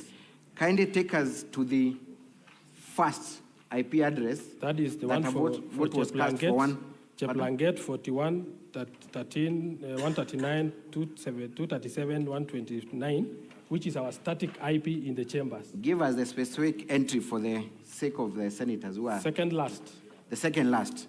So the second last entry is an IP address. A static IP address which is within our chambers. Within your chambers? Yes. So that vote then must have been cast from chambers. Is Inside that correct? Yes. Were you in chambers to cast that vote? No, I was not. Let's go to and who cast that vote? Are you able to tell the specific member who cast that vote? Honorable Hilary Pasuben. Hilary is the one who cast that vote? Yes. From chambers? Yes. Let's go to the second MCA that purports they did not vote and that you're the one who voted. He used our page 32, the first MCA from Kapkatet. He used also a router in our chambers, that is 105. We are using the Safaricom fiber, and we have the routers in the chambers to assist members access, and especially when we are running live broadcast for the Facebook page and YouTube. That's why we have a static. The static is the one which doesn't change. So we are using that one to avoid disruptions when there is a live stream. Again, you confirm that that vote was cast from chambers? Yes. And you were not in chambers? Yes. That is page 32, first one. The first entry at page 32. Yes. Which member cast that vote? Amos Pereira. Amos Berry. Mutai. From Chambers. Yes. Let's go to the third one. The third one is within the chambers, within the static IP. Which specific MCA? Martin Cheriot. Martin Cheriot. Yes. Second last, Second last. page 32. The second last entry at page 32. Yes. Where was that vote cast from? From the chambers. From the Chambers, which you are not in. Yes. The last one? The last one.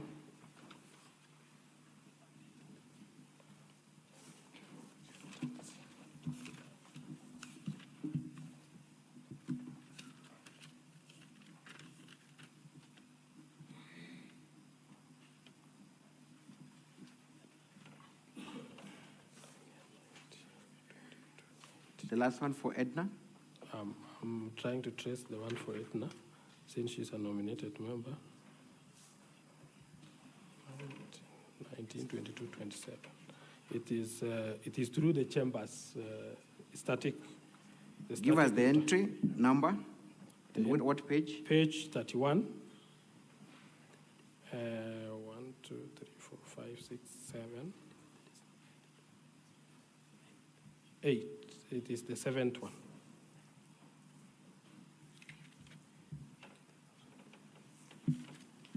Etna. So it's Honorable Etna.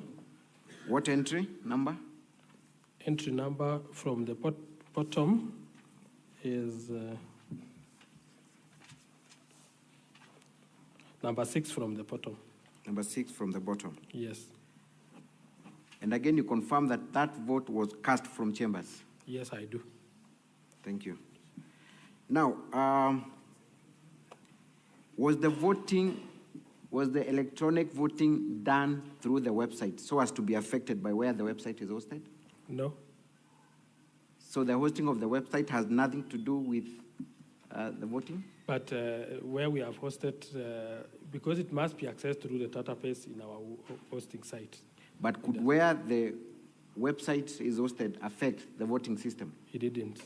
Has any material been produced by the team for the governor showing that there was compromise from the host of the website? No, not in my knowledge.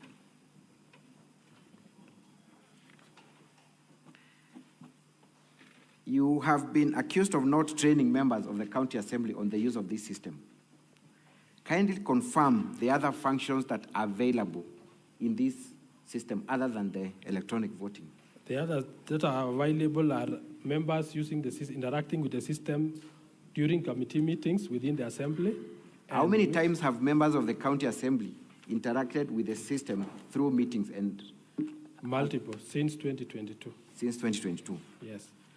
Has any member of the county assembly ever complained that they were unable to use the system, even for the other functions? Yes, we have had some cases and we resolved the issues. Indeed, this is the very system that is used to pay members per diems, correct? Yes. And to generate vouchers, correct? Yes. The same members that are now complaining that they could not use the system, correct? Yes. Is there anything in law that prevents the county assembly from developing its own system internally? Standing orders is sufficient to allow us to do the system for the operations within the assembly. Is the system you generated the only system that is being used within Kericho County government, including executive? No, we are using in the Kericho County Assembly.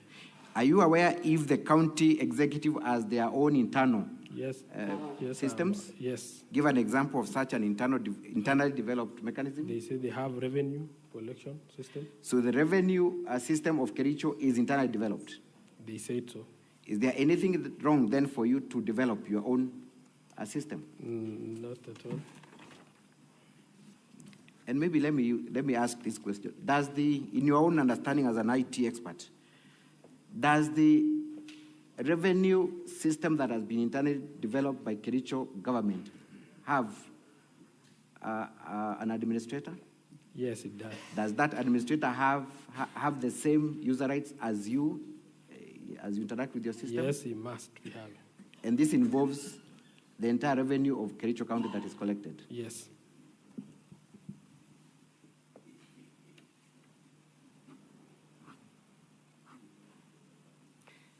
Let's talk about the data that you presented as audit logs for the voting system. Yes.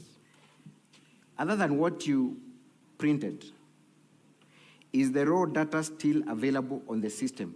Yes, that is it is. untampered with, that is uncopied? It is. It is. Yes.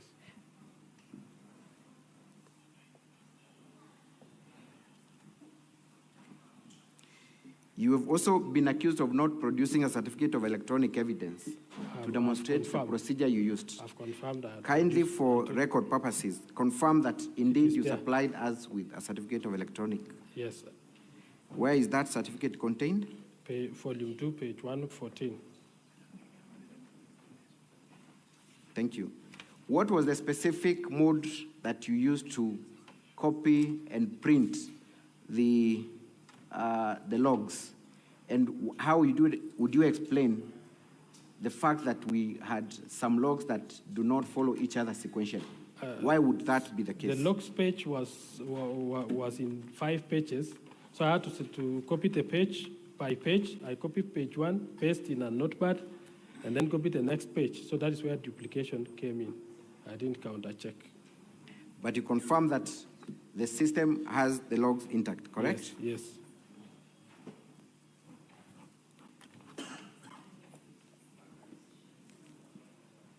Does the system audit show that there were votes that were received from any other court apart from the county assembly's chambers? No.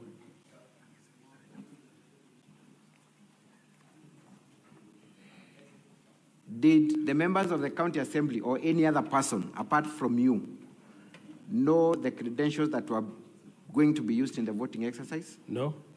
Specifically, did the speaker know that it was the IDs that were supposed to be used as the passwords prior to No, the I announcement? communicated to him once he ruled that division was to be done and electronic voting was to be used.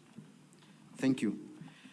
Does the audit logs indicate that there was any activity that took place beyond the 11 minutes that were provided for voting? In regards to voting, no.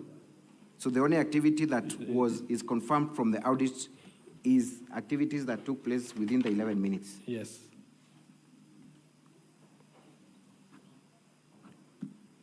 Who gave directions for extension of voting time from 5 minutes to 11? The speaker? It is the speaker. Yes. So you cannot then be accused of extending the voting period without the permission of the speaker, correct? Yes. Could a voter log in at any other time other than the time the system was activated? Before or after voting? Anytime, before and after. Could anyone access and vote? They could not vote, but they would log in and the message will be voting has ended. So if someone logged in right now, the message, they will not be able to vote, correct? Yes. And what if they attempted to access the system before it was activated? What would... There was no, before I created the motion, there was nothing in the page. There was nothing in the page? Yes. So there was no possibility of voting at any other time, correct? Until the time the motion has been created. Thank you. You have been brought to the attention of 2 members of the County Assembly, one Honorable Paul B., who does not seem to have an IPPD number. Yes. Kindly explain why that is the case. Honorable Paul B. used to be a police officer, so his IPPD number, I think he left the service before retirement, and we were unable to transfer his IPPD number from the previous employer. So he worked for government before. So what have you been using instead of his IPPD number? ID. His ID. Yes. Has that been the case for all other functions other than for voting purposes? Yes. Explain also the discrepancy with Honorable Dora. Even Dora, she was working with a government institution, but transfer of the file was not successful. So we haven't received a IPPD number linked to Kericho County Assembly. So for all other functions, you still do not use a IPPD number? Yes, we don't have. So was there anything wrong for you to use ID instead of an IPPD number as the user? In that case, username? no. Thank you. Lastly, Mr. Wanyama yesterday, in front of this house, stated that he was able to vote after the system was closed. What would you say? You only fought for an active motion that has been created, but not in the motion that has ended. Could Mr. Wanyama then be able to vote? By that time, I had created a demo page, which we wanted to come and use in this demonstration in case it was asked. So I was trying to create a page, another motion for demo. I had indicated it's a demo page, and use the credential of 2 honorable members because the information was with them. I hadn't changed the login details from the username and password. So for demonstration purposes, I was in a process of doing that, but when I realized there is somebody is trying to get into the system to do another place, that is when, as system administrator, I removed the page. So the demo page, in my understanding, could be a dummy page, Dummy correct? page, it was a dummy page. It has no effect whatsoever? No effect on the votes whatsoever. Thank you, Mr. Speaker, sir, and that is all for this witness. Unless the honorable senators have any questions. No, honorable senators, you may ask questions and seek clarifications, either direct to the witness or to counsel. You need to do that under 2 minutes. Senator Veronica Maina.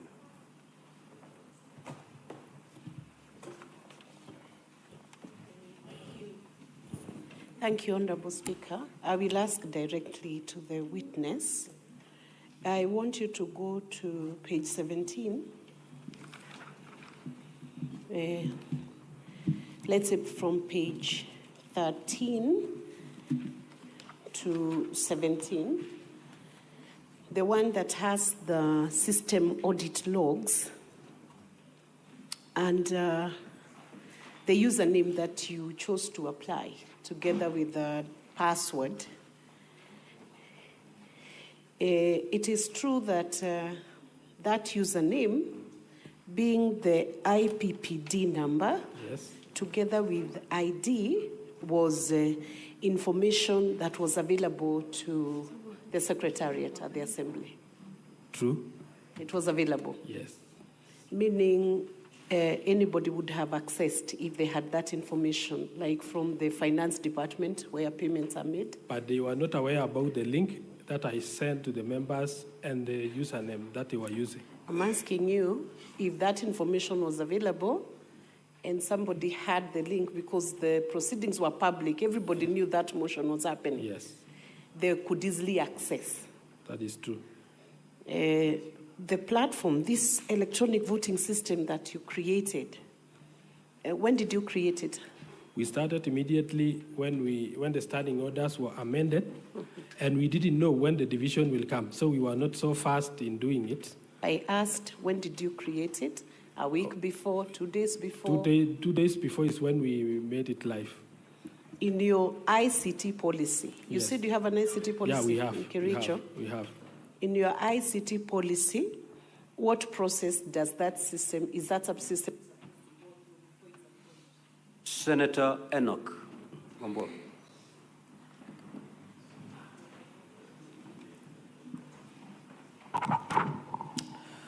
So thank you, Mr. Speaker. Mr. Speaker, I will ask my 2 or 3 questions to the IT experts.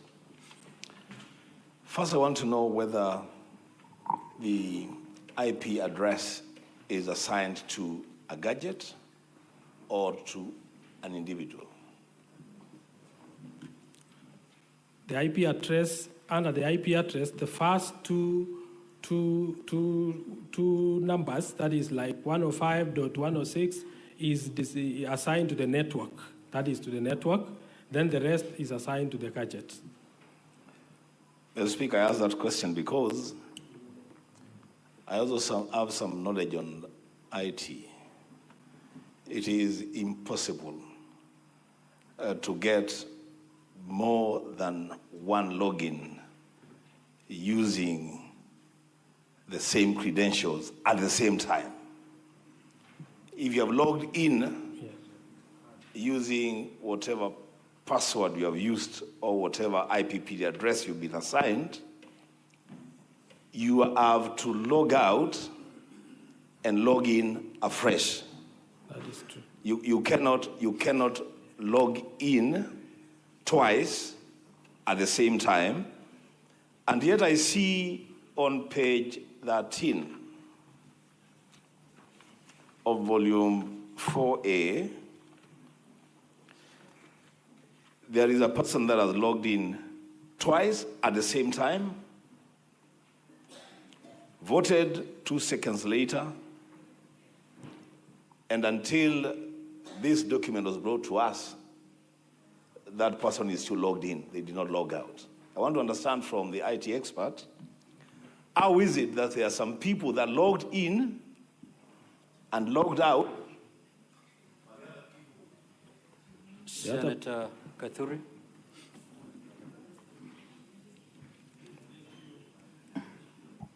Thank you, Honorable Speaker.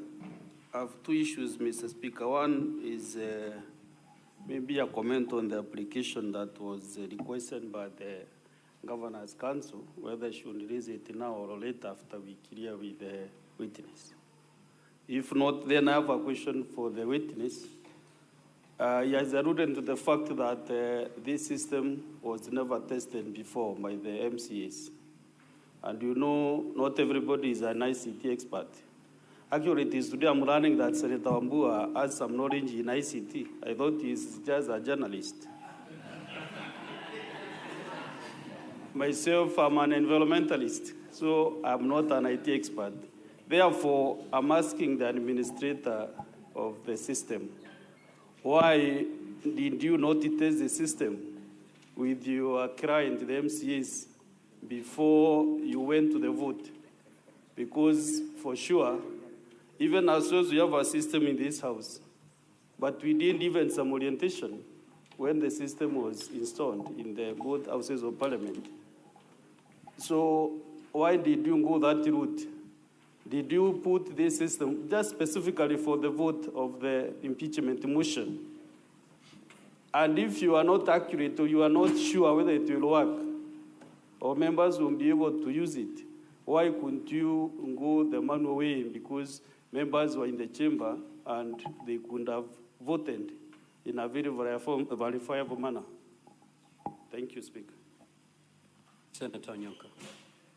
Senator Richard Onyonka. Thank you, Mr. Speaker. I wanted to go back to the clarification I wanted to seek. You made a presentation and I got halfway through and I felt I actually didn't get what I expected you to educate me on. How many people, according to you, voted? 33. 33 people? Yes. Okay. Senator Mungatana.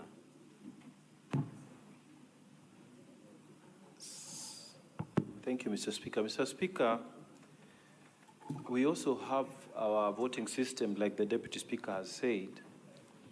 What is not clear to me is that how, and I want you to clarify to me, we are 47, like you are 47 in your place when we are doing some voting.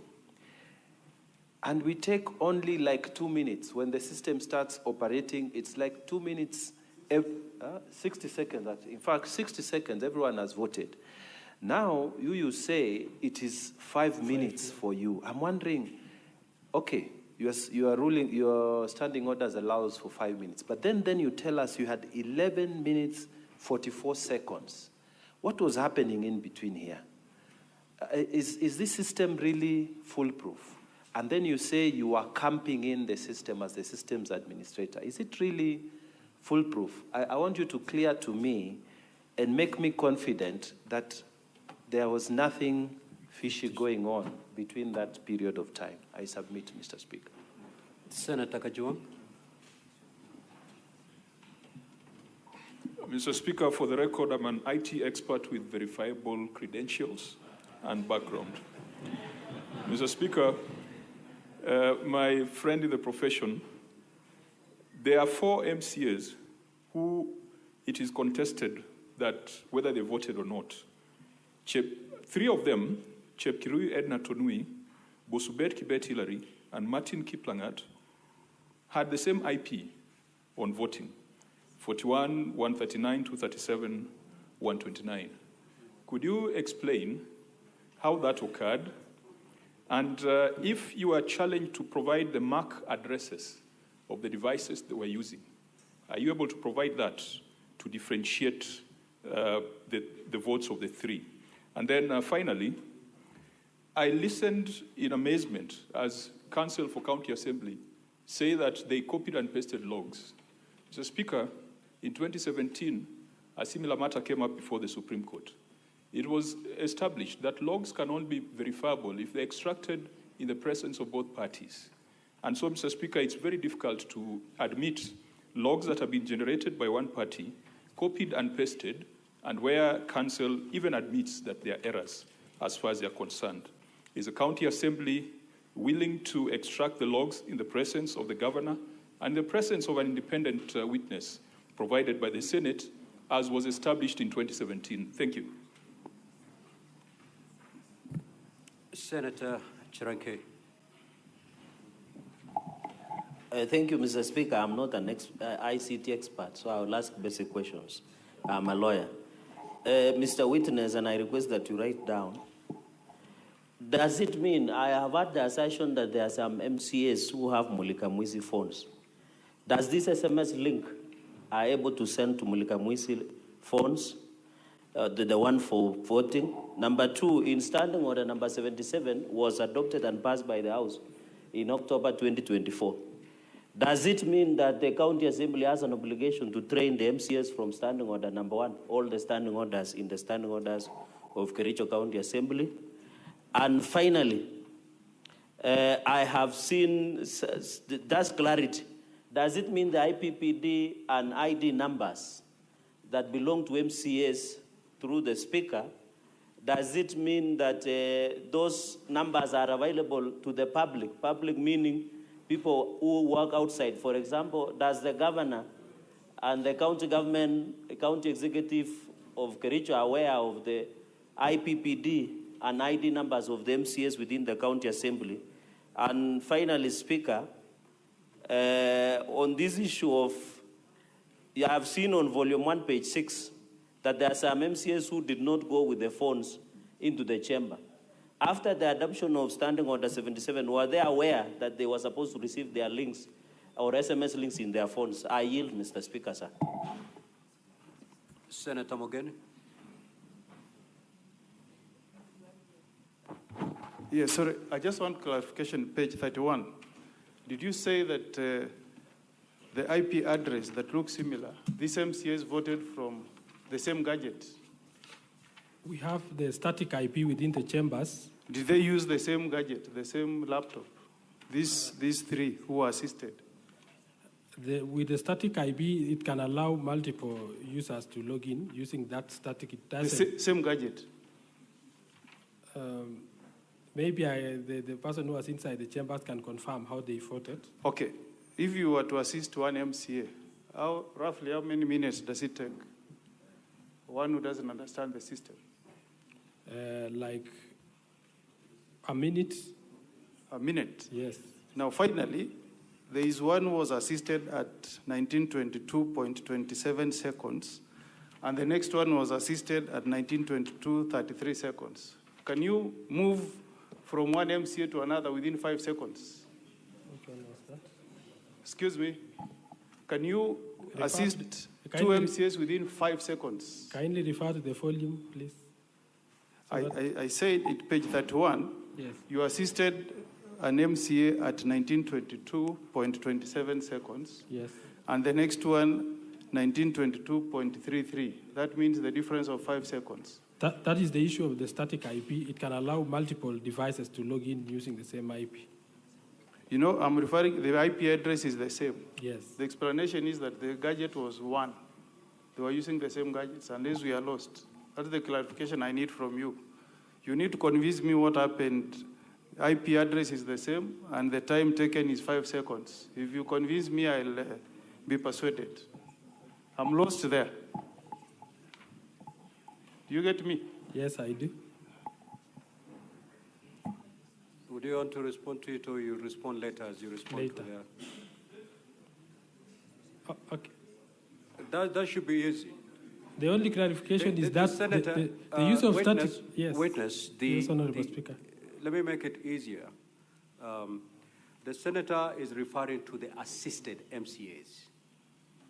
If they're not assisted, then they can log in at the same time because they're not assisted. Yes. But these ones were being assisted. I So you believe- assist one, Yes. you clear with one, then you go assist the other one. Now his concern is the efficiency that was deployed in that in assisting We those, had two ICT officers within the chambers. And we have the static IP. I think the issue came from the static IP that we are using in the chambers. Senator Boni. Thank you, Mr. Speaker. Mr. Alfred Korir, Yes. you have truly impressed me with your honesty when you are responding to the question raised by the two young lawyers from the governor's side. I would like you to uphold that standard. And the question is this. Cybersecurity expects the highest standards. The reason why end-to-end encryption is the standard, specifically to address what is disturbing us now, namely, to make it impossible for unauthorized persons to access the system. Yes. So given that you honestly accepted that your system is not foolproof, do you still want the Senate to use your evidence to remove the governor when it was porous? That's question number one. The last question, since you've said you're the expert, who asked you to advise the County Assembly of Kericho to use a system which you, the expert, knew was porous? Senator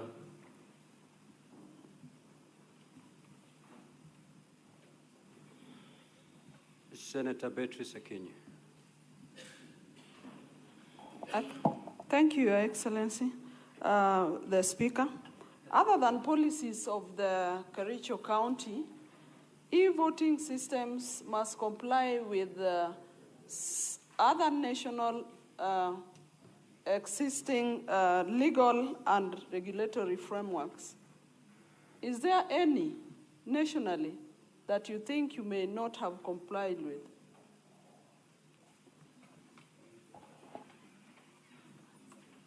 Senator Thangwa. Thank you very much, Mr. Speaker. Yes, it is true. An assembly can have a static IP address. That is the router. But that router will give different IP addresses to all the gadgets. So you cannot have an IP address the same from each gadget. I'm an IT expert. My question is, yeah, verified. My question is, it is hypothetical, Mr. Speaker. From the IT department of Kericho Assembly, can you recommend your system to IEBC so that probably they can use this system in the next general election? That's one. And question number two, Mr. Speaker, question number two, we have seen that one IP address voted about 9 times. My question is to the council for the governor. Are these 9 people who are voted for the one who have already done an affidavit to say they were voted for? Those are my questions. But, Mr. Speaker, this is a classic case of a proxy voting system. Thank you. Senator Muma. Thank you, Honorable Speaker. To the witness, the matter before the Senate is for us to determine whether there was a valid vote taken in respect of the impeachment of the governor, how many MCS voted, and I would want you to indicate how many MCS were present, how many voted, and can you confirm that nobody voted for any MCA? Is that evidence before us? Senator Kisang, order Senator for Narok County.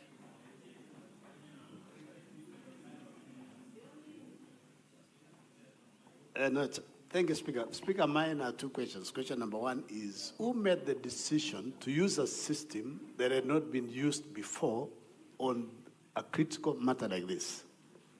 Secondly, as the County Assembly of Kericho, are you registered as a data processor and data controller or not? Number three is, as an IT expert, yourself and myself, I have 34 years of practice. Did you send the IBPD numbers and IT number and ID numbers as bulk, or you sent to each person individually? And what was the use of using? Because I believe each MCA, they know their own IBPD numbers and they know their IDs. Do you have a system also to regularly assist the MCAs to change their passwords? Thank you, Mr. Speaker. Senator Eddy.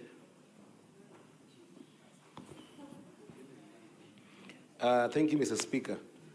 The expert in the House, yesterday when you argued on the principles and requirements of a secure e-system, you argued that ID was the best to use for password generation.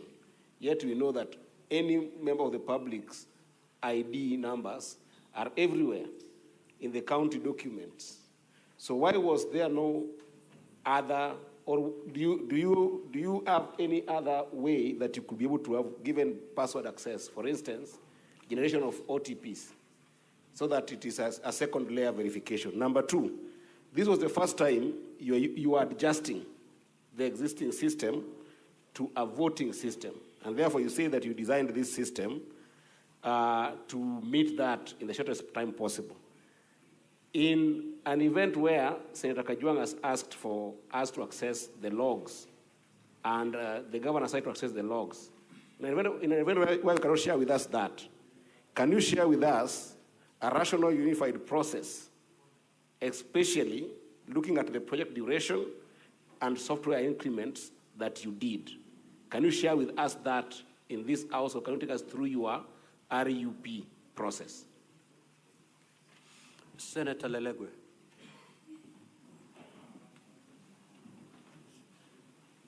Thank you, Mr. Speaker. Alfred, I want to point you to page 12, where it's contained, where message confirmation report is contained on electronic voting link. In that page, I wanted you to confirm whether that link is manually or system generated.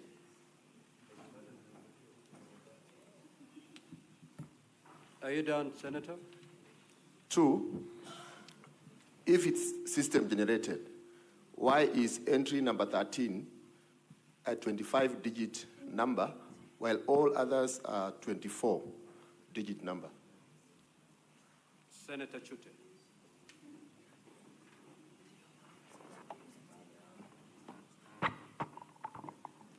Thank you very much, Honorable Speaker. To the witness, it is your evidence that you've said each member takes a minute. And on page 29 to page 32, 9 persons voted on the same IP address. And it is your evidence also See, there are two devices in the premises. So the IP address is on a particular device. So my question is, unless you want us to remove the governor on a flimsy excuse, why should you use the same IP address? That takes 1 minute for each person. That's already 9 minutes. How is it possible that these people took 9 minutes to vote on the same IP address? Definitely they've used a system. So tell this Honorable House, how did it happen that you used 9 minutes for 9 persons? Thank you very much, Honorable Speaker.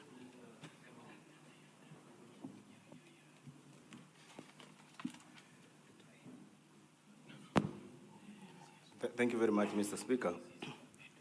Mr. Speaker, I wanted to know from the witness, for how long have they been using the electronic voting system in the County Assembly of Kericho? That is point number one. Number two, I also wanted to know, in the event of system failure, which system have they kept in place to assist the members of County Assembly of Kericho to vote? Thank you, Honorable Speaker.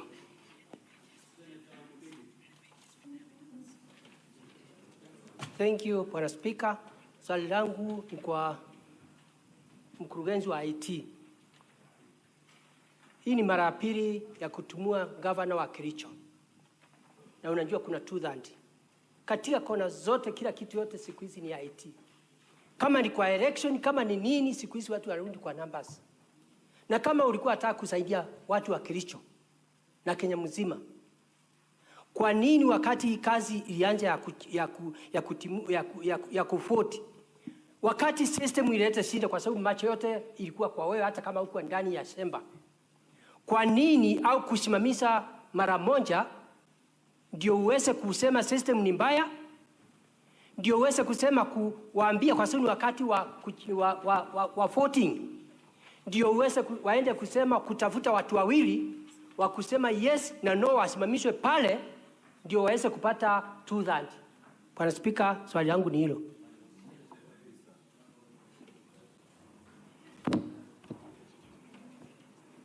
Thank you, Mr. Speaker, for this opportunity. My question to the witness is, I want to know if this Peter on page 15 of volume 4A and 16 and 17 who tried to log in so many times and the login failed, if he was ever assisted to vote. And I would also want to ask, this is a very heavy matter of impeachment, and when we look at the system, it had problems. How come you continued with it and allowed MCS to vote through the same system which had difficulties in voting for an impeachment? This is a heavy matter. Thank you, Mr. Speaker. Senator Wamatinga. Thank you very much, Mr. Speaker. My question goes to the IT expert. You know, in the age of cybersecurity, I waited for you to mention what kind of firewalls you had put to ensure that we do not have unlawful intrusion. If you did have such a firewall, would you kindly provide us with the logs that showed that there were people who attempted to log in and they were actually denied entry? The second question is, why was it not easy for you to use randomly generated passwords instead of you designated passwords to the MCAs which could be manipulated? Thank you, Mr. Speaker. Senator Shakila. Thank you, Mr. Speaker. Mr. Speaker, it is unfortunate today we are doing the job or the work of the MCAs on how they voted, whether they voted or not, which is not our work as a Senate, Mr. Speaker. Mr. Speaker, we can as well call those the MCAs to come and vote here to establish the truth of the matter, because It seems now the doubt is how they voted, who didn't vote, and how many times, which is not our work. We are here, when a governor is brought here, we look at the issues and impeach the governor, or we save him. But now we're doing the work of the MCAs, Mr. Speaker. That is not the work of this House. It is very unfortunate. We either bring those MCAs here to vote before the eyes of the senators to establish the truth of the matter and close this case once and for all. Thank you, Mr. Senator Speaker. Wakoli. No question there.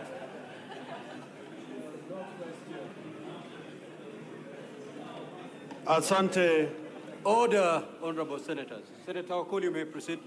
Mheshimiwa Spika, kulingana na mawasilishi ya mawakili, kumekuwa na mtafaruku kwamba kuna wale walipiga kura kupitia simu na wengine kupitia vipatakalishi. Langu ni je, ama kwa Wakenya waelewe, ni kina nani walipiga kura kupitia simu za rununu na wangapi walitumia kompyuta?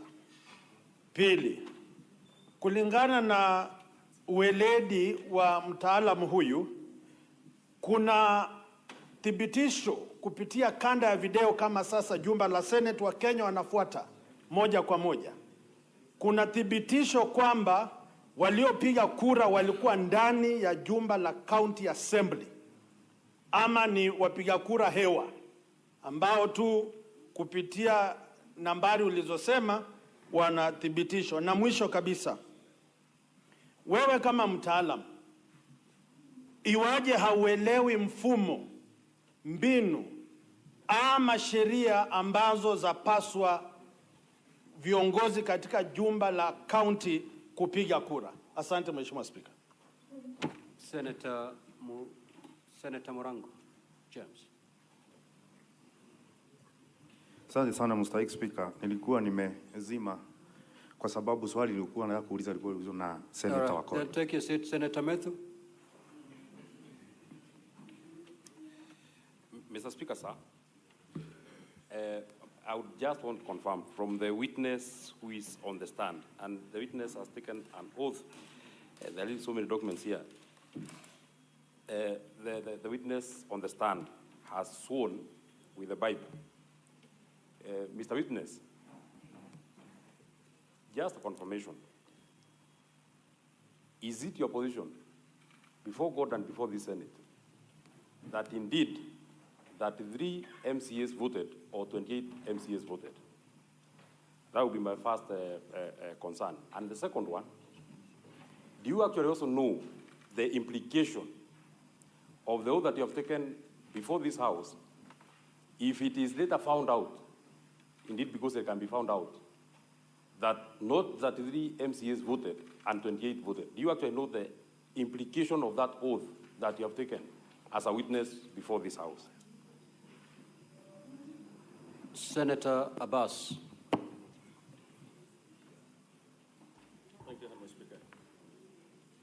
If you go to volume 4A, page 12, if you look at the bulk SMS that has been sent, if you look at the bulk SMS that has been sent, there are 28 out of the 47. So why did the member send, the witness sent only 28 and not the 47 as a bulk SMS? Two, you have 47 MCs, and I think they are all in the chamber at that time. Where are those who abstained and those who have not voted against the governor? Senator Olekina.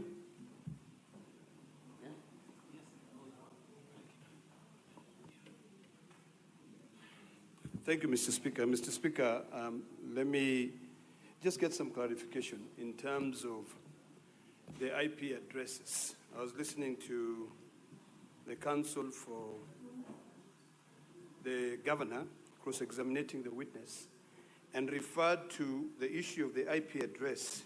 And the first question which was asked, which is what I want clarity, is whether or not one device or two devices can use the same IP address.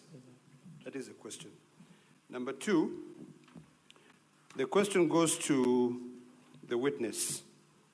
I want to know whether at the Kericho County Assembly there is a Wi-Fi router or all the MCAs vote using their unique phone numbers.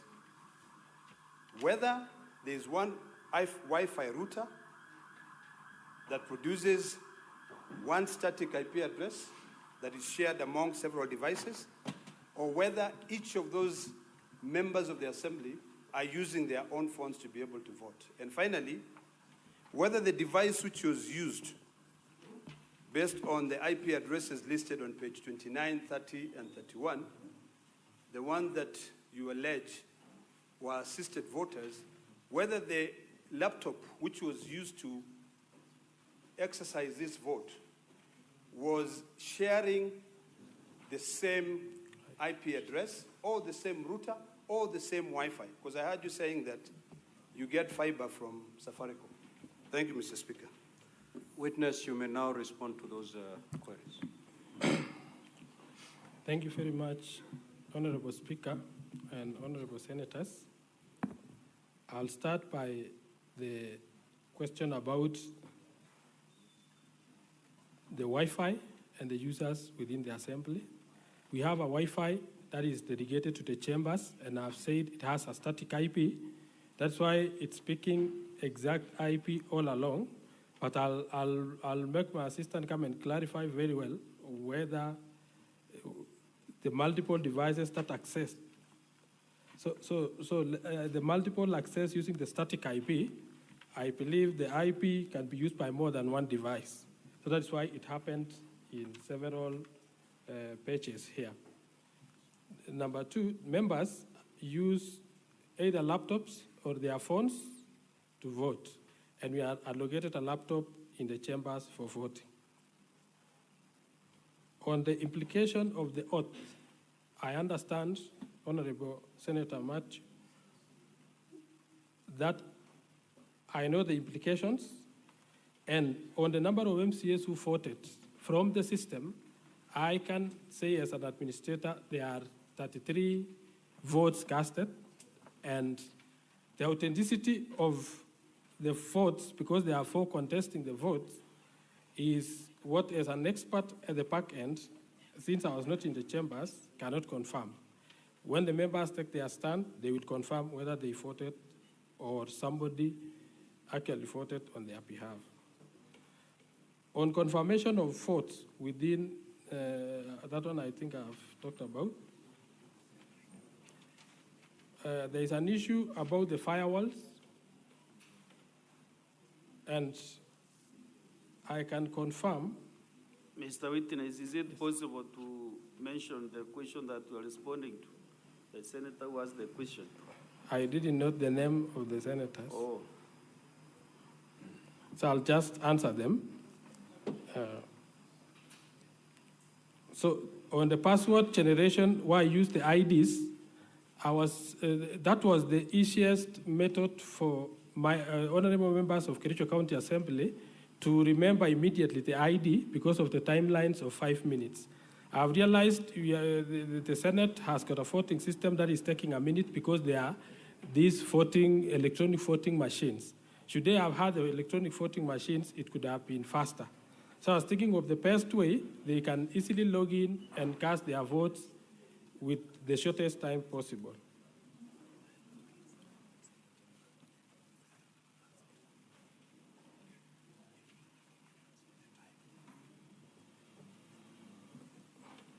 The issue of alternative voting when the electronic system failed is available in the standing orders where they could have taken a roll call, but at that time the results didn't indicate that there was an error or there was a problem with the votes since it recorded 33 votes. So the other members who didn't vote remain in pending. That shows they didn't trigger the voting pattern, and that is why under the display dashboard, we only have 0-0 because they didn't log in to either abstain in the system or vote no.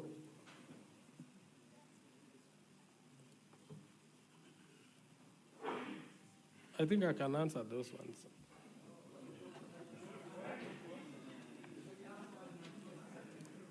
I've not chosen to answer. I'm trying to.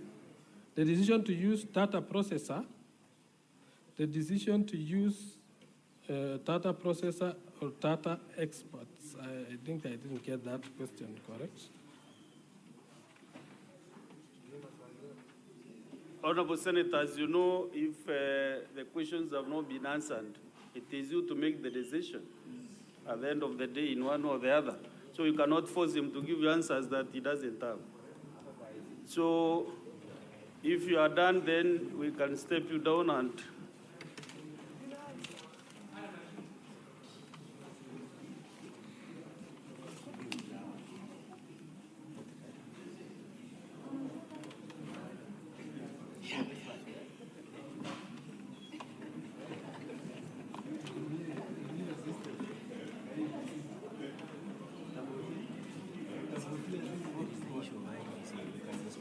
yes, Honor Senators, Honor. Yes, Counsel for the Governor, what is it? Mr. Speaker, sir, there was Honour one question. members. There was one question directed at us by Honorable Karongo on whether the part of the MCAs we are contending did not vote are part of the 9 who were voted using the same IP address, and we want to confirm 3 of them are there. The first one is at page 31, MCA marked as 2022-029-61-110 nominated. That's Edna Chepkemoi. So we are looking at volume 2, page 31. I am looking at the column marked MCAs. Volume 4A, sorry, volume 4A. Or let me use the column of word, page 31, volume 4A. Let me use the column for word. So there is an MCA for Kipkelion, and then below the Kipkelion MCA is nominated. That is the one, the nominated one is Edna Chepkemoi, who was voted for, and the affidavit is at page 128 in volume 1 of the governor's bundle. Then the next MCA is in the column of words is Cheplanget, and that is Hilary Bosuben Kibet. And this affidavit is at page 121 of volume 1. The third one is at page 32 and is the MCA for Kukerwet, Martin Cheruyot Kiplangat, and this affidavit is at page 121 of volume 1. Thank you, Honorable Senators and Mr. Speaker, sir.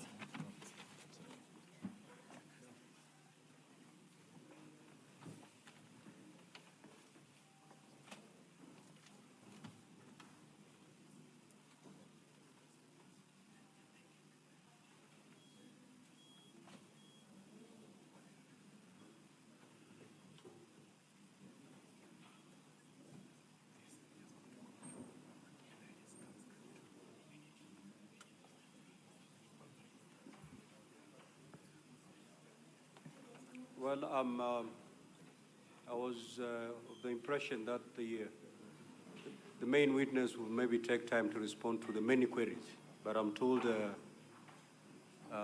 he opted to leave it at that. Okay, so were there any queries directed to any other party other than the witness? So that we proceed. Okay, so then we will. Now, honorable senators, before, yes. There was a query that I raised, but I thought both parties would respond to it on whether we should take the logs as they are, considering they were extracted by one party without the involvement of the other party. And I referred to the 2017 presidential election, where some precedent was established. So I don't know whether the Governor's Council is happy with that. My observation on that. Now, before we allow the team from the County Assembly call the next witness, There was a request that had been made by the Council for the Governor, and I want to proceed to make a ruling. Council, just take your seat, please. Okay. What is your point of order?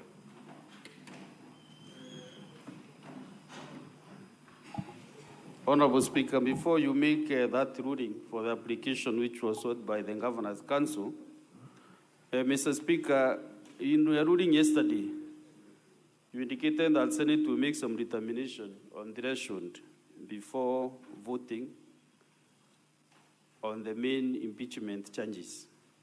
Mr. Speaker, listening to the witness, the examination in chief, the close examination, the examination, and also maybe point of clarification from the senators.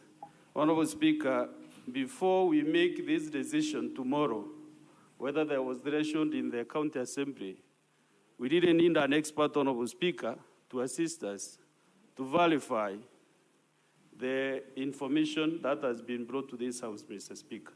You know, the side of the county assembly, they are defending the voting was right. The other side, the governor's side, they are also defending their goal that the voting did not go anywhere. So, Mr. Speaker, because the Senate leaders should be assisted, I'm not doing this application to assist either sides, but for the benefit of the Senate of the Republic of Kenya, because tomorrow we'll be making a very, very critical decision whether to allow the impeachment process to proceed, to vote for the impeachment charges or not, Mr. Speaker. Mr. Speaker, we have an ICT authority in Kenya which has very, very informed experts. So, Mr. Speaker, we can get someone who can be able to look at all these ID, IP addresses, all these credentials, so that, Mr. Speaker, as we make our decision, we can make an informed decision. So if we get a neutral expert, then we can be better pleased, Honorable Speaker. Thank you. Now, Honorable Senators, this is my ruling on the request made by the Council for the Governor, and also to address the concerns raised by Senator Kajwang and also the Senator from Meru. Now, Honorable Senators, at the start of the proceedings this morning, Council for the Governor, Mrs. Katwa Kigen, and Peter Wanyama made an application to be allowed to call the expert evidence of one Mr. Job Okun Oguya, whom they claimed to be an information technology expert. Council sought to be allowed to rely on evidence on behalf of the Governor on the report prepared by the said Mr. Oguya on 25th of August 2025, and his affidavit sworn at Nairobi on the 27th of August 2025. Now, Council for the Governor asserted that they had served the Council for the County Assembly by email with a report and affidavit sought to be relied on, and that the hard copies were available for circulation to honorable senators. Council for the County Assembly opposed the application, arguing that this was an attempt by the Governor's side to introduce new evidence at this late time during the impeachment trial, and that this would be prejudicial to the County Assembly's case. Honorable Senators, you will recall that I undertook to make a ruling on the application after having sight of the document sought to be relied on by the Governor. I have since had sight of the documents. They are contained in a bundle titled Volume 5, His Excellency Eric Kipkoech Mutai Defense, Response, Affidavit of Okun Job Oguya. In the affidavit, Mr. Oguya deposed that he holds a Bachelor of Science, Computer Science degree from Kenyatta University, having graduated in the year 2014, and that he's currently the project consultant, Security and Networks at CyberHub Systems, with the mandate to provide high-level threat detection penetration testing for clients. He further deposed that he was requested to analyze the extracts of the system audit logs, which are contained in Volume 4A of the County Assembly documents, and was also given the affidavit of Mr. Alfred Kimtai Korir, contained in Volume 2 of the County Assembly documents, to make observations on the matter. Honorable Senators, Mr. Oguya deposed that he undertook a cybersecurity audit of Kericho County Assembly electronic voting system and made observations contained in a report, which report was also attached. Now, Honorable Senators recall that yesterday, in disallowing the preliminary objection raised by the governor's side, contesting the voting system and the threshold of the vote at the Kericho County Assembly, I ruled, among other things, the explanation of this matter is possible without these witnesses taking the stand to give evidence and being subjected to cross-examination in the usual manner. I further ruled that the only way for the Senate to determine this question is to receive evidence on the matter, evaluate the same, and make a finding one way or the other on the preponderance of evidence. Now, Honorable Senators, the rules of procedure for hearing and determination of the proposed removal from office by impeachment of a governor provides as follows. The Senate may, at the request of the County Assembly or the governor, invite or summon any person to appear and give evidence before the Senate. Rule 2 of the said rules make it very clear that the impeachment proceedings are an investigation to determine whether the particulars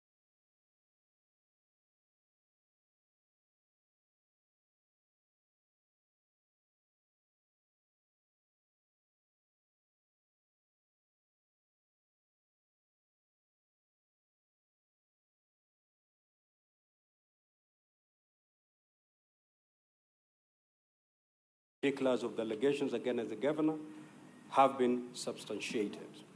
Now, Honorable Senators, on the basis of the importance of the question on the voting system and the voting process that was undertaken, and noting the ruling that I made yesterday, and on the strength of Rule 10 of the Rules of Procedure, I will allow the application by counsel for the governor to admit the affidavit by Mr. Job Okun Oguya and his report on the cybersecurity audit on the Kericho County Assembly electronic voting system. I find that the opposition by the County Assembly to the application is outweighed by the need for the Senate to get to the root of the voting system and the voting process. No prejudice will be suffered by the County Assembly if the Senate establishes the truth on this matter.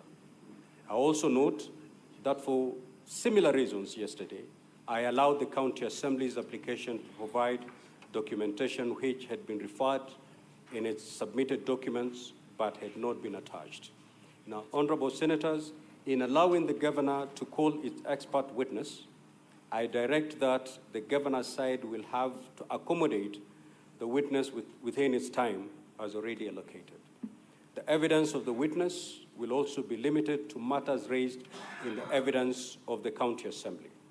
The witness will be subject to cross-examination in the usual manner. Honorable Senators, I also wish to make an additional ruling on this matter. It has become apparent from hearing the evidence so far adduced in this case and the examination, cross-examination, and re-examination of Mr. Alfred Korir Mutai, Head of Information Communication and Technology, Kericho County Assembly, as well as the request by the governor's application to call the expert witness, that the Senate requires neutral, impartial, and dispassionate advice on the matter away from the witnesses of the parties. Indeed, this was referred to by Senator Moses Kajwang, MP, when seeking clarification from the County Assembly witness. Senator Kajwang reminded the Senate of its power to summon any person to assist it in its investigation in an impeachment process. The Senate has indeed invoked this jurisdiction before. For this reason, therefore, I ask of the clerk to immediately contact the Information Communication Technology ICT Authority of Kenya and request the authority to provide the Senate with 2 ICT experts to come and assist the Senate in this matter. I direct that the Office of the Clerk provides facilities for the 2 experts from the ICT Authority to sit with the head of ICT of Kericho County Assembly and the ICT expert called by the governor, together with the representatives of the County Assembly and the governor, and for the experts from the ICT Authority to prepare a report for consumption of the Senate, which must be brief and concise, should be submitted to the office of the Clerk of the Senate not later than 6 p.m. today, Thursday, the 28th of August, 2025, and must answer the following questions. 1, did an electronic voting process take place using the system? 2, is the number of MCAs who voted on the impeachment of the governor verifiable? Number 3, was it possible for any MCA or any other person who had a link to vote on the motion on behalf of an MCA or another MCA? Number 4, how many MCAs voted in the affirmative on the motion to impeach the governor? Is there any evidence of multiple voting or other compromise of the voting system and or impropriety in the voting system or process? It is so ordered. Next witness. You may, Senator. Speaker, I thank you for that. And my mind is telling me there is something that the parties might lose if we only receive a written response to the issues you have raised. It might offer them a better opportunity, Mr. Speaker, if we allow that expert takes the witness stand, so that besides responding to the 5 issues you've raised, the parties be given an opportunity to interrogate him further. I believe if we do that, we'll better be enriched, Mr. Speaker. The only person who can table this is the one who would have prepared it, and he can only do that when he takes the oath, tables this, go take us through it, and if you need to get any clarification from the experts, you certainly will be at liberty to do so. Thank you. Next witness. Sorry, Mr. Speaker, before the next witness comes, may I request that you direct the governor's side to give us a copy of their expert affidavit and report? We don't have it. One was transmitted to you via email, but you can be served with a hard copy right now. Thank you. You may proceed to exchange documents. Let's hear the next witness.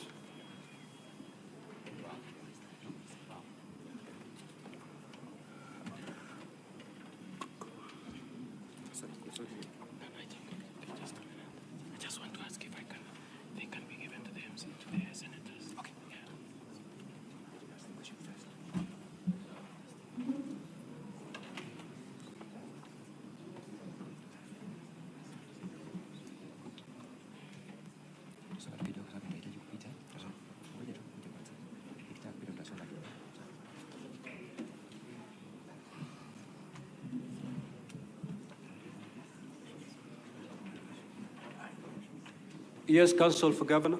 Mr. Speaker, so I was requesting if the hard copies of the said report can be given out to the honorable senators. Absolutely. Thank you very much.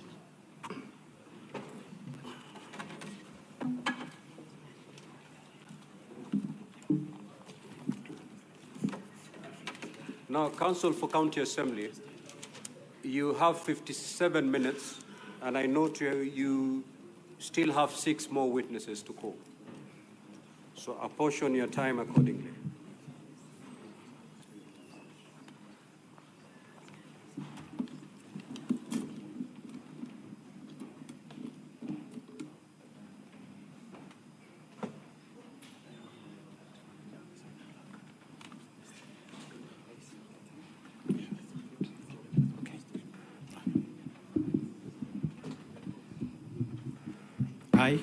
I, Kipko H. Albert, do solemnly swear that the evidence that I shall give before the Senate in respect of the matters before the Senate shall be the truth, the whole truth, and nothing but the truth.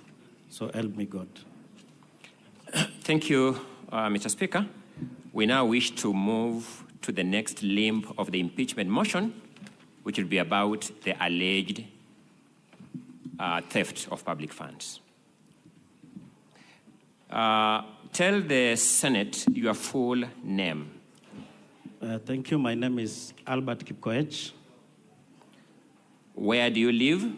I live in Kericho, a place called Kaitui, in Soin Sigawet sub-county. What do you do for a living? I'm a member of Kericho County Assembly representing Soliat Ward. I understand that means you are an elected member of Kericho County Assembly? Yes, I'm an elected member. What other roles do you discharge officially within Kericho County Assembly? Okay, at the Kericho County Assembly, I'm a chair on on Budget Appropriation Committee. I'm chairing that committee at the Kericho County Assembly. Is there any other committee you may have chaired or been a member of in that county assembly? Okay, last month, that was July, through an establishment of the assembly, I was given a responsibility to chair a committee, an ad hoc committee on fictitious payments. I didn't get the name of the committee, the ad hoc committee? Ad hoc committee on fictitious payments. Thank you so much. So we wish to now move to that committee on fictitious payment. Did that committee do its work as established? Yes, we were given a mandate, and that mandate is in my affidavit, paragraph 8. And the first thing that we did... Allow me to put the question. So let me take you a step further and ask this question as follows. Have you presented an affidavit before the Senate? Yes. It is in in volume 2. Are you able to give us the page? Is that the affidavit at pages 51 to 78 of volume 2? Yes. Do you stand by the contents of the affidavit at pages 51 to 78 of volume 2? Yes, I stand. Allow me then to briefly move to the mandate of that committee. What made that committee to be established as an ad hoc committee? Okay, on 10th July 2025, His Excellency Deputy Governor Fred Kirui wrote a letter to the Assembly on issues on financial impropriety. And that is what made the County Assembly to establish an ad hoc committee. Thank you so much. Let's go to how you discharged your mandate as a committee. How did you get or take evidence as a committee? The first thing that we did is that we invited witnesses, and it is in paragraph 9 of my affidavit. And the first witness was Deputy Governor. Because we don't have time, just give us the list of the witnesses. The senators will read for themselves. Just give us the list. Okay, the first list, the first person was Deputy Governor. It is in volume, the invitation letter is in volume 4, page 221. The second person was CC Finance, Jackson Drop. It is also in volume 4, page 222. The third person was Gillian Soy, Director of Procurement. The fourth person was Betsy Jebet, CEO Agriculture. The invitation letter is in volume 4, page 230, and also page 231, because there were two chief officers. Another invitee was Jacqueline Langat. Her invitation letter is in volume 4, page 227. The next person was QS Anderson Terrer, CEO Public Works, Roads and Transport. They will find it, the invitation letter is also in volume 4, page 229. Keblangat Richard Mutai, CEO Water. Invitation letter is also in volume 4, page 228. And the other witness was Dr. Jafet Cheruyot, CEO Health Services. It is also in volume 4, page 225. Then CPA Kenneth Omondi. And the last person was Richard Toney, Chief Officer Education. The invitation letter is also in volume 4, page 224. Very briefly, what material generally, in the interest of time, did these witnesses present to your committee? Okay, it is in paragraph 11. That is procurement plans, payment vouchers, local service orders, delivery notes, requisitions, and other relevant documents. So they gave you accounting documents for the county government of Kericho? Yes. Did this committee complete its work and produce a report? Yes, we produced a report, and that report is in volume 4A, page 108 to page 190. Thank you. Generally, what departments in the county government of Kericho were of concern from the findings of that report? Okay. There were 6 departments. The first one is Land and Fiscal Planning Department. So let's go step by step. That Department of Lands, what were the key issues from your committee findings? The key issue is that there was a proposed repairs, decoration, and re-roofing works that was done in Kipkelion, and they paid without completing the works. That was the first one. The second one in the Department of Lands was public participation. What was the issue about public participation? They also paid, and the works were not, they did not do the works.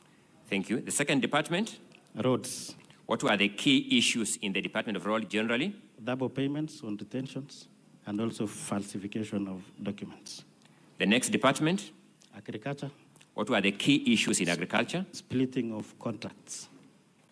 Maybe you may explain what do you mean splitting of contracts?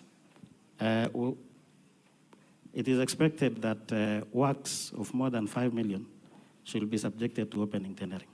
Unfortunately, what the department did was to make sure that they procure works of less than 3 million, so that it fits requests for quotations. The next department? The next department is water. What were the key issues in water? They overprocured. Money that was budgeted there was only 1 million, but they procured works of more than 3 million. They procured goods and services beyond the budget, the budget? Yes, yes. The next department? The next department is health. What was the issue in health? The issue in health is that they paid equipment that was not supplied to hospitals.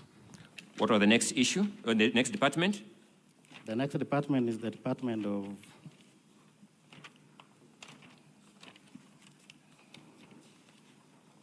Finance. What were the key issues in finance? The key issues in finance was there was no documents, especially... documents to support or to do what? Yes, to support payment. And I can take honorable members to page 74, whereby there is a table there. For example, Finch Focus Limited... That's enough. I'll come to the specifics in a short while, because I can see time is running and we need to manage time properly. Allow us to sample some of these matters, and at this juncture, I'll be asking the ICT team to put for us on the screen the image in volume 6A at page 16. The image in volume 6A at page 16. And as they do that, allow me to draw your attention. Volume 6A of the County Assembly's documents, a thin volume, very thin, at page 16. As the ICT team is putting up, Mr. Speaker, you may direct them so that we see it up. I'll be going to the next question that we save on time.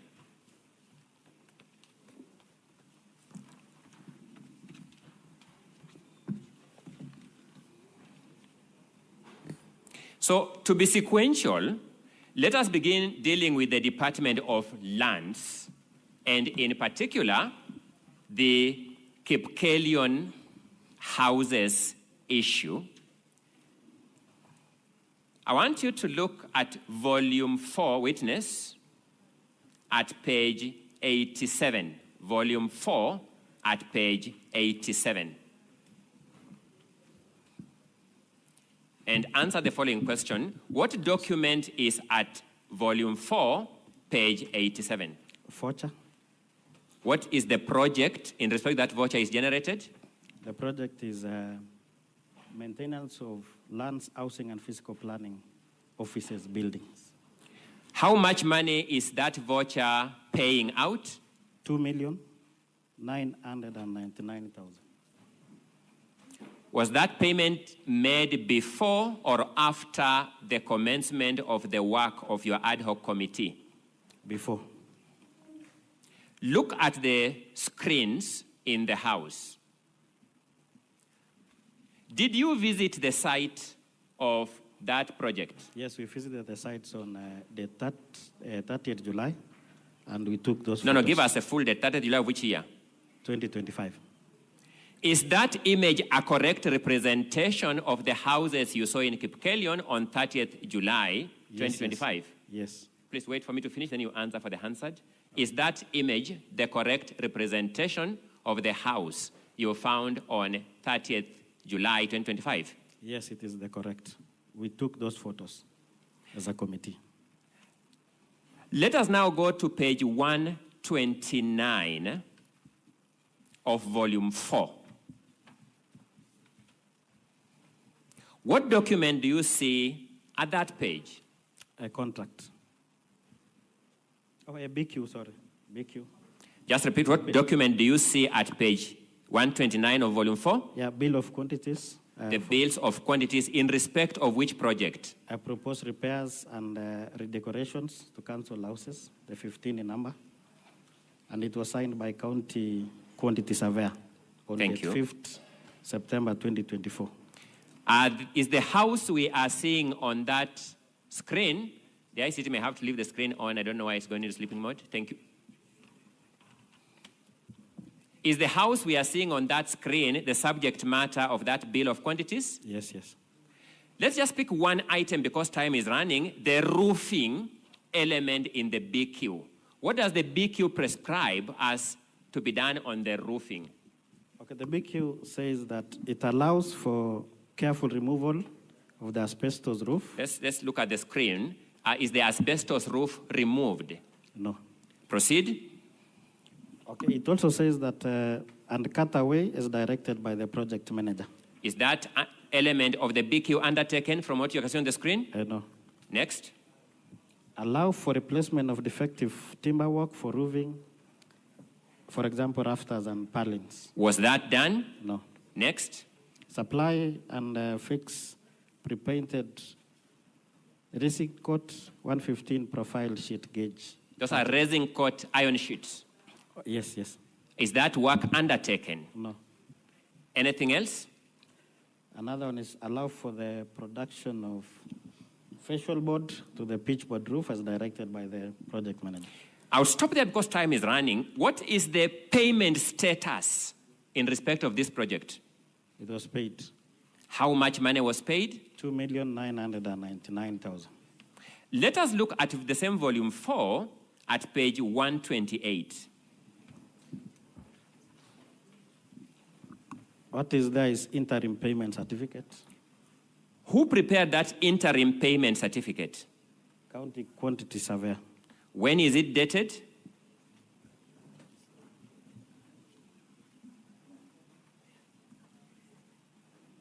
February 2025. Look at the municipality in respect of which that payment certificate relates. What is that municipality? Kericho Municipal Board. Sorry? Kericho Municipal Board. To your knowledge, are these houses at Kipkelion within Kericho municipality? No, it is not within Kericho municipality. What is the recommended figure to be paid in that interim certificate? 2,699,100 shillings. You may just look back at the voucher that we looked at earlier at page 87. How much money is being paid according to that voucher? 2,999,000. Let us pick some other element because this is the sample we are going to do for the Department of Lands and look at volume 4, page 92. What document do you see there? An LSO. When is that LSO generated on the face of it? 20th February 2025. Let's now look at page 93 of the same volume 4. What document do you see there? Invoice. When is that invoice issued? 6th February 2025. Between the payment invoice and the LSO, which one is issued first, according to those documents? An LSO is issued first before billing. Billing is invoicing. That's the practice. Yes. But those documents, which one was issued earlier? Invoice. The invoice was issued before? Before LSO. What do you make of that aspect of your evidence? Of course, this one is, they were forging documents so that they will be able to pay. Falsification of documents.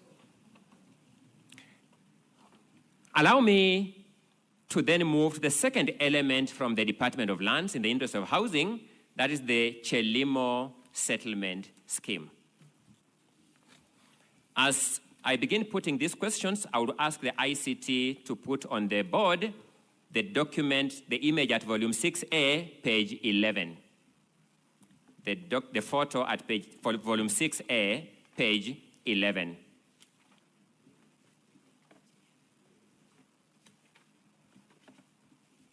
Look at volume 4 on your end, witness, page 38. Volume 4, page 38. What do you see there? A payment voucher. What is being paid for? Provisions of catering services. Provision of? Catering services. How much money is being paid under that, in that voucher for catering services? 2,985,000. Repeat? 2,985,000. 2,985,000 for catering services. Yes. Look at volume 4B. Volume 4B. At page 445.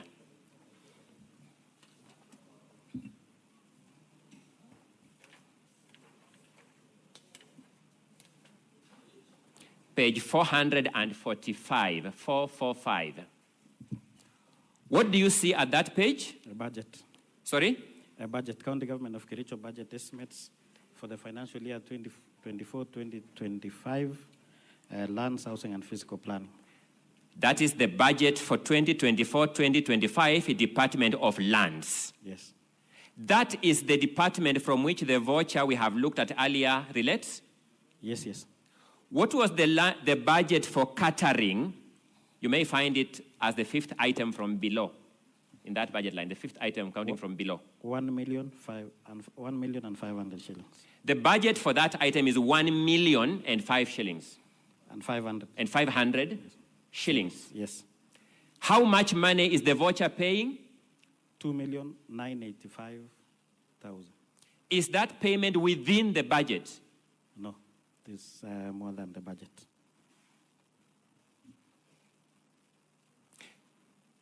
Let's look at volume 4, the first volume that you are looking at page 41. What document do you see there? Invoice. To what transaction or event does that invoice relate? To Chelimo. The same transaction we are looking at in this line of questions? Yes, with a figure of 2,985,000. That's the invoice? Yes. Let's look at page 40. Before you go there, witness, my apologies for that. When is that invoice dated? 10th December 2024. 10th December 2024. Now go to page 40. An LSO. Sorry, what document do you see there? An LSO. A local supply order. Yes. This is the, in accounting terms, the document giving the contract. Yes. When is it dated? It was generated on 20th February 2025. Sorry, let's go step by step. When is it generated? 20th February 2025. Before or after the invoice is issued? After the invoice. The invoice comes first, then the contractual document, the LSO, follows.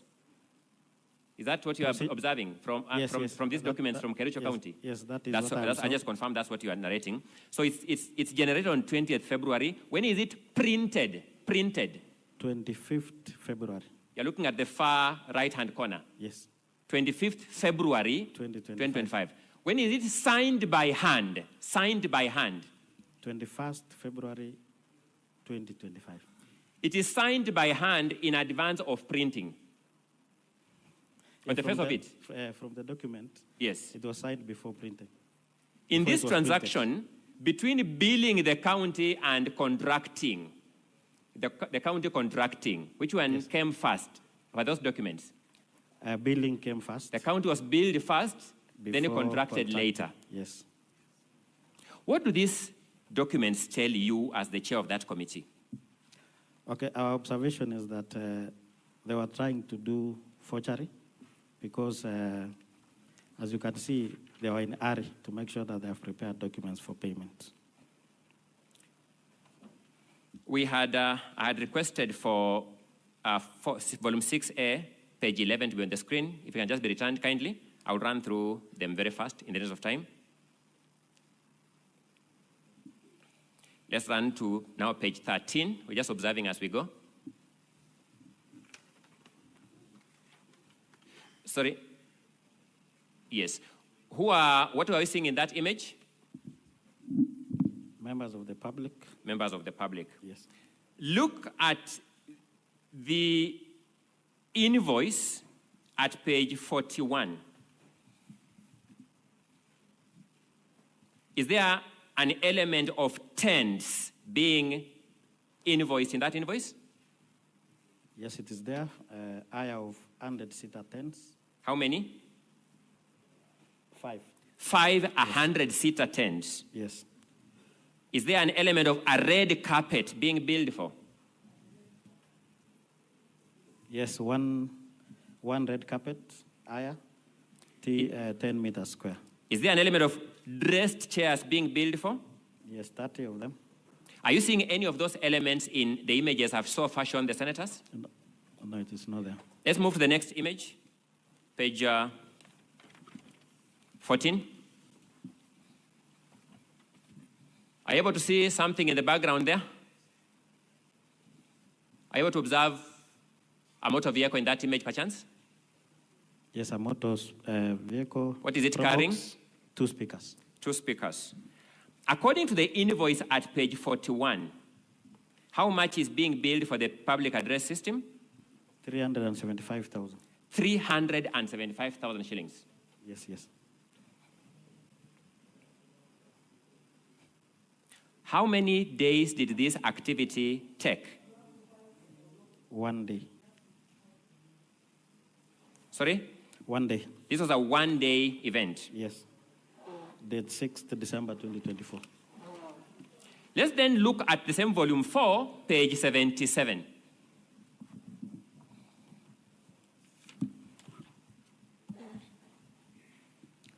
There is a requisition for facilitation during public participation at Chelimo. Internal memo. This is the requisition. How much money is being requisitioned, that requisition? 2,987,500 shillings. This is the same public participation for Chelimo that we are looking at in these photos and invoices. Yes, yes. For how many days was the requisition made? 5 days. There's a requisition for 5 days for an activity that took how many days? 1 day. And the public participation was expected to be done on 18th November 2024 as per that requisition. And the invoices say it was done when? The invoice, page 40.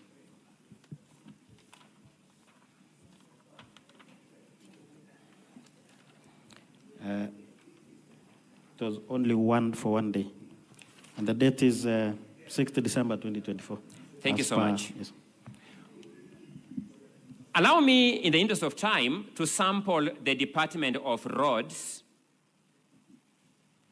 And for starters, I would want you to look at volume 4B.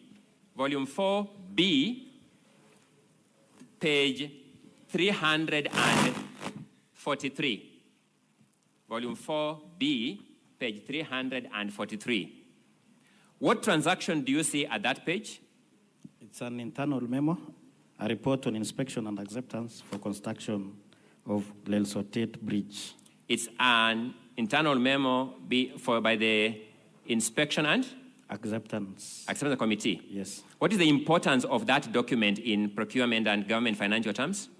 It will enable the department to prepare a certificate. A certificate? Yes, payment certificate. When is that memo dated? 27th September 2024. Read that date. That date is crucial. 27th September 2024. To whom is it addressed? Mrs. Lea Chirchir, CEO, Public Works, Roads and Transport.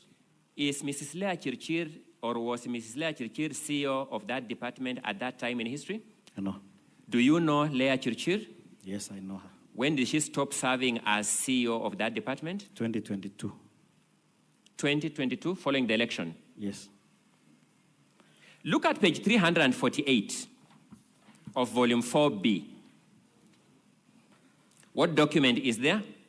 Internal memo, also for the appointment to Inspection and Acceptance Committee.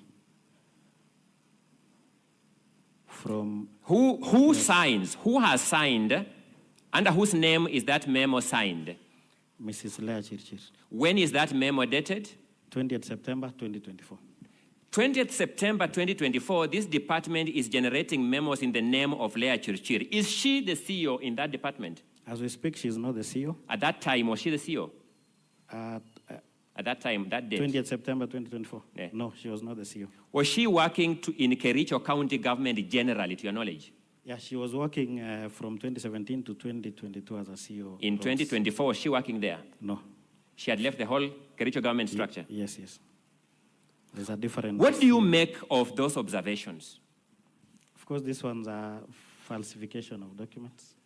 They are trying to do a lot of false issues for the purpose of payment.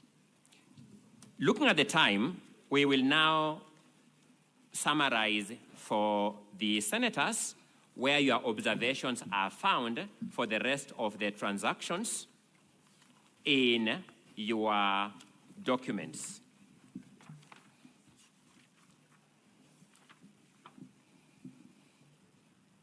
Draw the senator's attention to volume 2, which is where your affidavit is found at page 63.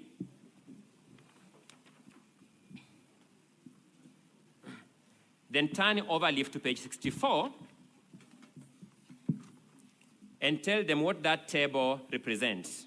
Okay, Honorable Speaker and Honorable Senators, I prepared this table to show the double payments. The double payments for? For Roads Department.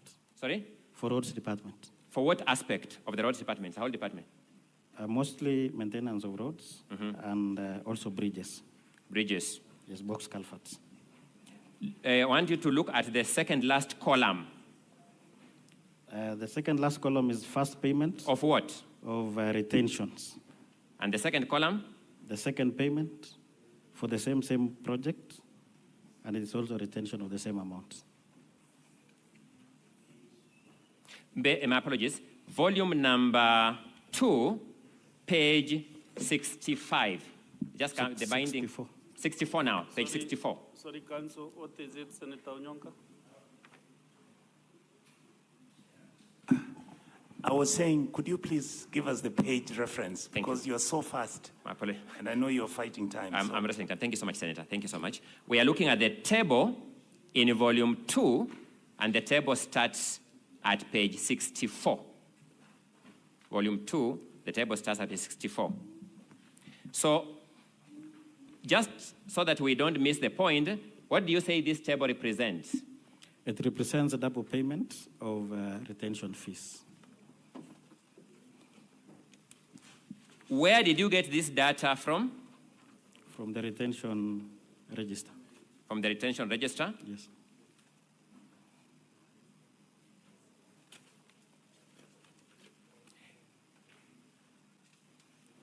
Look at volume 4D.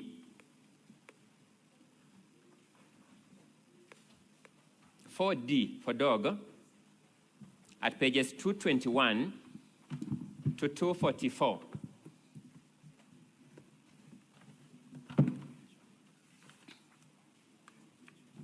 What document is that?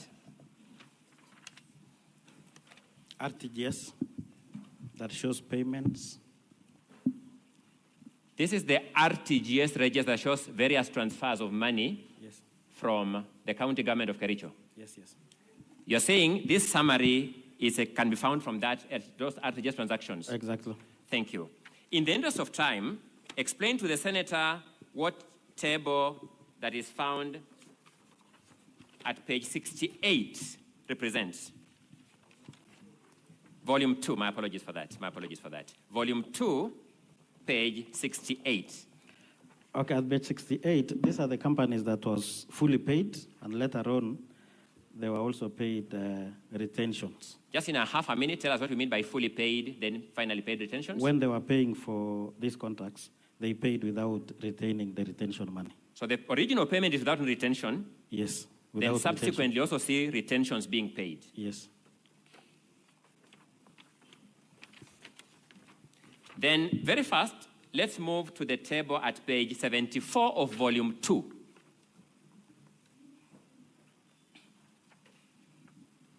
What does that table represent? It represents tender irregularities in the Department of Finance and Economic Planning. These are the supplies that was made without documents. For example, there was no tender. For example, this one, Fitch Focus Limited, they were supplying and delivery of stationaries. There were no professional opinion. There were no tender award letter provided. There were also no tender opening and evaluation minutes. And there was also no inventory in the form of ledgers, that is S11 or S13 provided. In a nutshell, what are you telling the senators at paragraph 25 on page 77 of volume 2 regarding the Health Services Department? Paragraph? 25 at page 77, yes. Okay, in that paragraph, the department contracted 2 companies to supply medical equipment at a total cost of 4 million. These companies, one of them is Afroscape Limited, at a cost which I will request honorable members to look at volume 4D, page 84, and also volume 4D, page 146, yes, whereby they splitted the contract. They split the contract to bring it within the permissible limits for request for proposals. Request for quotations. For quotations. In a summary, what was your quarrel with the Department of Water, Energy and Environment? The Department of Water is that in this department, they contracted Rolly Fenders Limited at a cost of Kenya shilling 2.7 million to supply office furniture. And unfortunately, there was no budget. What was the budget line for that item? 1 million. Sorry? 1 million. And how much, what's the value of the sum being contracted? 2.7 million. 2.7 million. Are these depositions in your affidavit true representation of what your committee actually established by looking at the documents? Yes, yes. Are those documents before these senators in full? Yes. Are you adopting the contents of those documents as your evidence? Yes, I adopt. The governor then says, you never gave him time to implement these findings. What do you say to that to the senators? What I can say is that the governor is obligated to make, especially when he sees those things happening in his government, he's supposed to have acted on it. For example, whistleblower whistled on 10th June 2025 that there was fictitious payment. So he was supposed to act or to look at all those departments that is affected so that he sees if these things are real or not. You're saying instead of waiting for the assembly. You're saying the alarm bell was by the whistleblower way back in June? In July. In July. 10th, yes. The governor took no action? Yes. As we stand before this Senate, do you know of any action the governor has taken to this in respect of these transactions? So far, no. He has taken none. Mr. Speaker, in the interest of time, I can see my time is far much spent. We have another witness. I will rest this witness's testimony at that. Thank you. That's okay. Sergeant Atams, save some minutes, bring the next witness.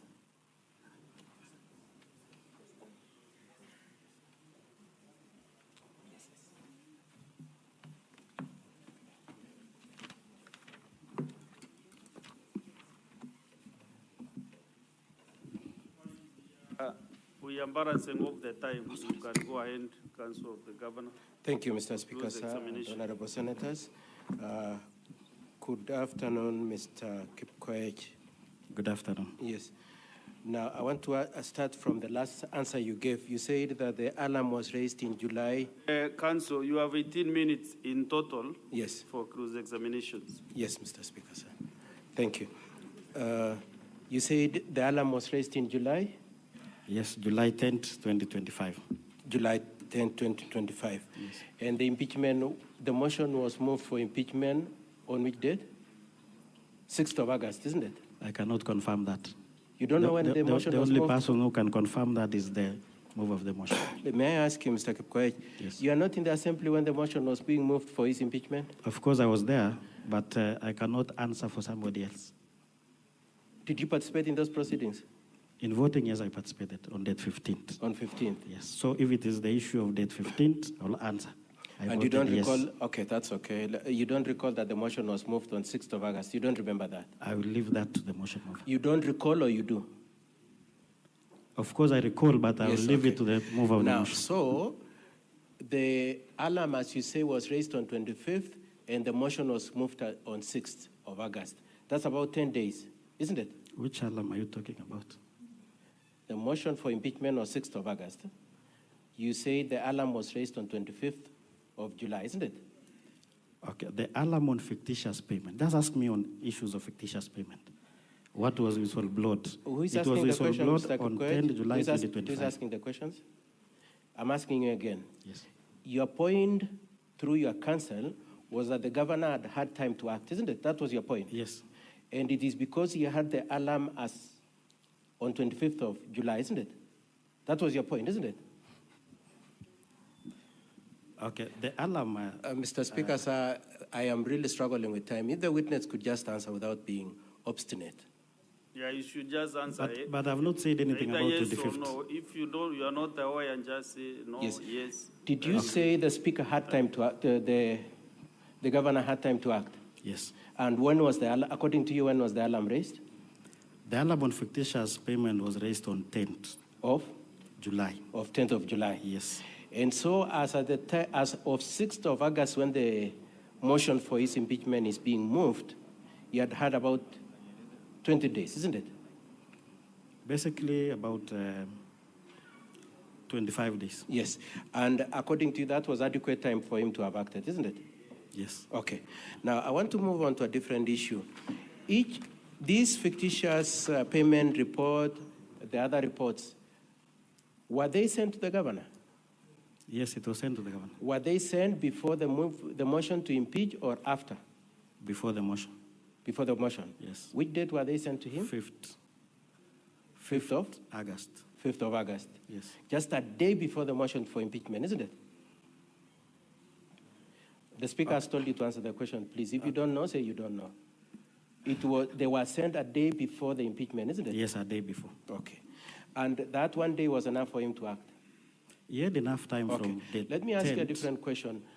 On 10th of July, when you say the alarm was raised, do you have any document showing that indeed a communication raising the alarm was made? During, in the report, you'll Please just answer my question. In the totality of the documents you brought to court, do you have any document saying, I can place my finger on this document showing that indeed the governor was notified on 10th of July that there are improprieties in the county? I don't have. You don't have. Okay. And each of those reports provided for time to act, isn't it? Yes. These fictitious payment and all the other reports gave timelines within which the governor was to act, isn't it? Yes. And by the time the motion is being moved on 6th of August, that time had not expired, had it? It had not expired. It had not expired. Thank you very much. Now, the whistleblower, according to your paragraph 3, is the deputy governor, isn't it? Yes. That deputy governor deputizes the governor himself, isn't it? Yes, yes. Have you moved to impeach him because he's equally responsible? We have not. You have not? Yes. Firstly... So just a minute, Council. Yes, Mr. Speaker. The House is supposed to rise at 1, but the use of standing order at 4:2. I want to extend for 15 more minutes so that you can conclude your cross-examination. Thank you, Mr. Speaker, sir. The motion, the whistleblower was the deputy governor, and you confirm you haven't moved to impeach him, have you? There is no impeachment. There is no impeachment. Yes. And if this impeachment succeeds, he is the beneficiary, isn't it? Isn't it? Of course. Of course, yes. Okay, now, so you have taken us through issues. May I summarize the issues you've raised? You've raised issues of contracts on works and goods. You've raised issues of improprieties in procurements, including splitting contracts and payment of money. Those are the issues you've raised, isn't it? Yes, yes. Now, when you were presiding over this committee on fictitious payments, did you find anywhere where the governor had signed any of the contracts that you're dealing with? Of course, it cannot be. Please answer the question. Did you find anywhere where governor signed? Of course, in terms of signage, no. No. Procurement? It cannot happen in all the Please departments. answer my questions. I'm the one asking you questions. Anywhere where he was involved in procurement, that he actually advertised the procurement?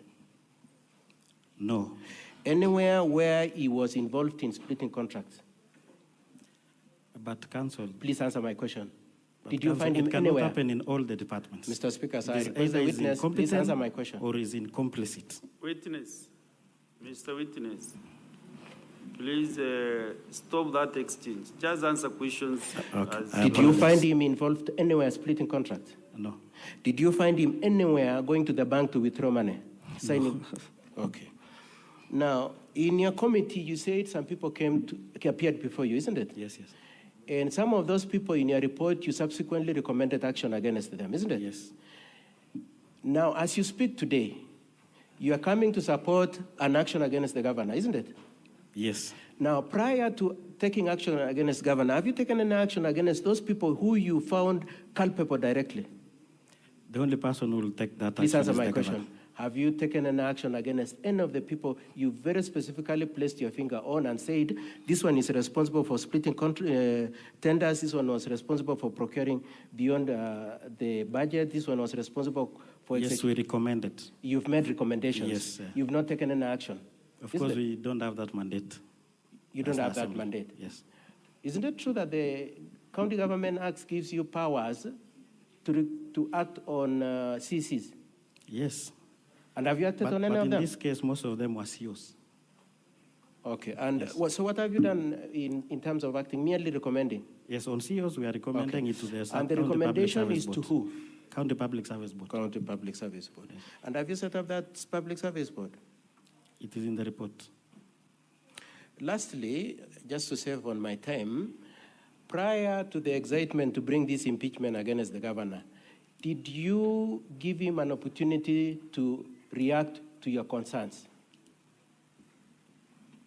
Did you hear him?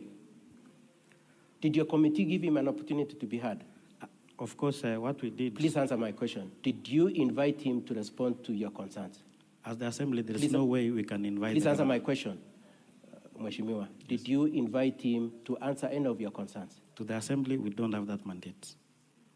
The only way we can invite the governor is through impeachment. Listen to my question again. You are chairing a committee, isn't it? Yes. Did you invite him to come and answer any of the questions you had? Mr. Speaker, sir, if the witness could answer my question. Yes, we invited him to respond to these issues through impeachment motion, which is here before us. Okay, so let the senators listen. So the only way you invited him is through impeachment motion? Of course. You did not bring him down and ask him about the building you were splashing on the... And that is why he had an opportunity to be in the Assembly on date 15th. And so this impeachment is meant for him to explain how there was improper procurement, why contracts were, any procurements were split, why contracts were not properly executed. That's your point? Yes. Mr. Speaker, sir, thank you very much for the opportunity to cross-examine. And Mr. Kipkoech, thank you for answering my question. Counsel for the County Assembly, do you want to do the examination to the witness? Yes, Mr. Speaker, I have some 2 or 3 clarifications to the Right. examination. Thank you so much.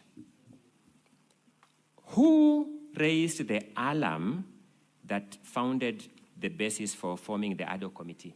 Deputy Governor, His Excellency Fred Kirui. In which department does the Deputy Governor work? In which section of the county county structure? Executive or the assembly? He is the principal assistant of the governor. The principal assistant to the governor is the one who raised these issues? Yes. You've been asked about the deputy governor being the principal beneficiary of this impeachment motion. My question to you is, the facts in the deputy governor's alarm, when you did your investigation, did you confirm them to be correct or false? The facts he raised, were they eventually confirmed to be correct or false? It was correct. It was correct? Yes. Who supplied you with the documents that helped you to verify the allegations in the DG's alarm? CEC Finance. The CEC Finance. CEO Finance and chief officers from the affected departments. To whom is the CEC Finance answerable? To the executive headed by the governor. To the executive headed by the governor. You have been asked as to why you now attribute these actions to the governor without any signature of his on the paper trail. What do you say to that? It cannot be coincidence that all the departments is being affected by all these fictitious payments. It's either the governor is incompetent or is in support. That is all in my re-examination.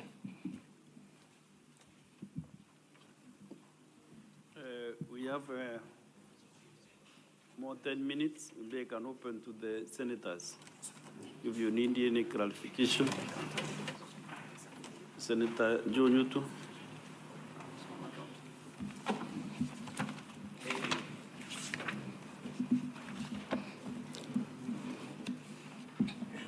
Thank you, Mr. Speaker. I just need to seek some clarification from the witness. Mr. Witness, when you did this fictitious payment report, yes, you must have been motivated by the need to see that resources in Kericho County government were expended in the right way. Yes, yes. And it is also true that the governor does not or did not sign any of those documents. So once this corruption, because it's corruption, was found to have happened, apart from impeaching the governor, did you, as a committee or as a personal level, find it necessary to report this crime to EACC as a good resident of Kericho County? Thank you, Mr. Speaker.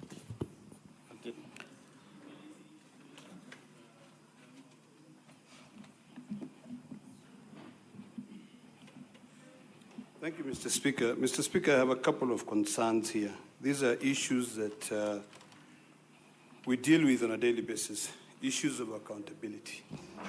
And now I am deliberating on the earlier resolution of the House, as chaired by the Speaker, in terms of calling additional witnesses to be able to verify certain claims which are being raised here. These issues which are being discussed here, Mr. Speaker, relate to the issues of accountability, which falls under two committees of this House. Specifically, the Committee on Public Accounts Committee of this account. I have followed keenly on the submissions by the Council for the Assembly. I've looked at volume 4, page 87, on the picture which was being displayed on the screens of a building which is supposed to have been paid for 2 million shillings. And all of us here are quite clear. And I've also followed keenly on the issues that have been raised in terms of public participation, on the expenditures which were incurred for that exercise. My concern here is this. The earlier issue that we're dealing with was an issue of technicality. But now we come to the issue of a fiduciary responsibility. The question that I have, and I have two questions for you, Mr. Speaker, is one. Will it be in order? Witness. You know I'm not the witness. Sorry, Senator, will it be in, I'm a request for you, Mr. Speaker, will it be in order for us to call for the contractor who was paid this money? Because we're all talking about fighting corruption. If a contractor was paid 2.8 million to fix a building and it was not built, we need to be able to separate fact from fiction. Number two, now to the witness. You have indicated that you have carried out a fictitious expenditure report, and you are able to identify these payments, that payments were made. You know, there's one which was overpaid. There was one department that you alleged, the water, I think water, was budgeted for 1 million shillings, but the overpayment was for... My communication, and all the time we have been consuming 2 minutes only. Then because of can time. I finish this? You should have told me that, Mr. Speaker. So just because, conclude. Mr. Speaker, this is a very important matter. Conclude for me. within 1 minute. Okay, thank you, Mr. Speaker. So the question is, you are dedicated that in the water department, the budget was 1 million, but the procurement was 3 million. Did you verify clearly that these payments were paid out, or was it a budget or a planning budget or an actual budget? Finally, Mr. Speaker, on the issue that I've raised, I've requested you, can you please guide this House in the matter of expenditures that have been paid out, whether we can verify that from either the controller of budget or from the contractor? Let the witness answer or clarify those issues. Maybe he has an answer for you, Senator Orekina, that he has the documents to justify his allegations. So, witness, you have 4 minutes. Okay, thank you, Honorable Speaker. The first question on ESCC report from... Under senators, witness, proceed and give your responses. Okay, when the Deputy Governor appeared before another committee, he confirmed that he wrote a letter to ESCC on the said fictitious payment. We also invited the County Secretary, who confirmed that they have also received the reports from the ESCC.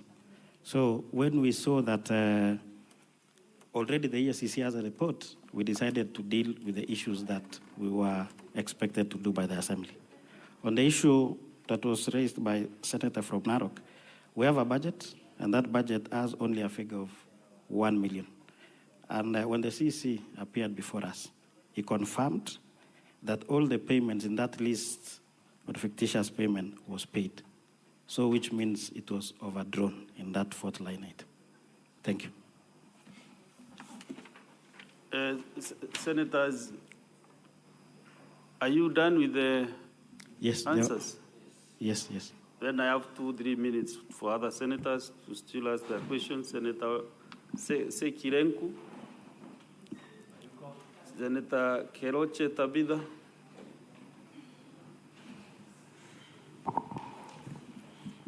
Thank you, Mr. Speaker, sir. I also want to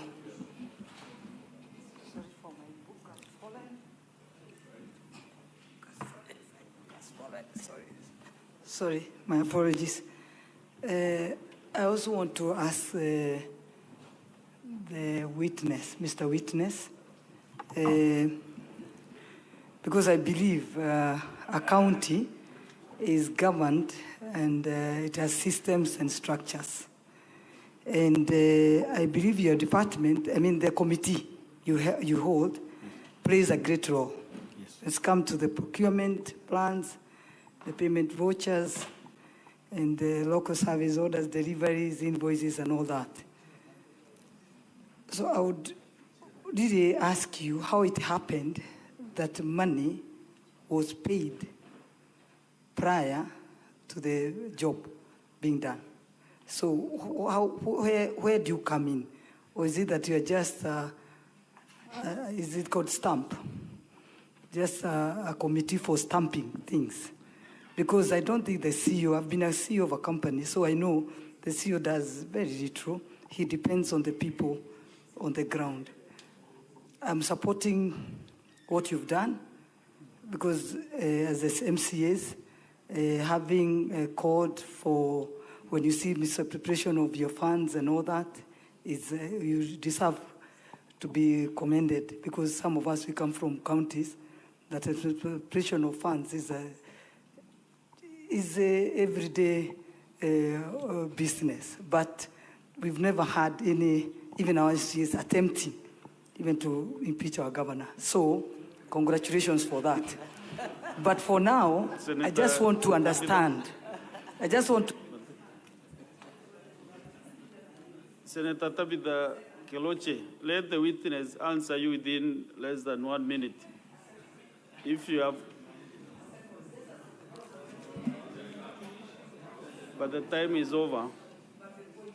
Yes, witness, answer that. Okay, thank you, Honorable Speaker. What prompted the investigations to be done by the Assembly was the letter that was sent through the Speaker by His Excellency the Deputy Governor, so that we start investigations on that fictitious payments. Honorable Senators, more senators will have time in the afternoon to still seek for clarifications. I can see I have so many on my screen. Senator Veronica, it is already 1:15 p.m. And then the County Assembly will have 20 minutes as balance of your time. And then also the governor's team, 9 minutes for examination of other witnesses. Therefore, senators, it is now 1:15 p.m., time to adjourn the Senate.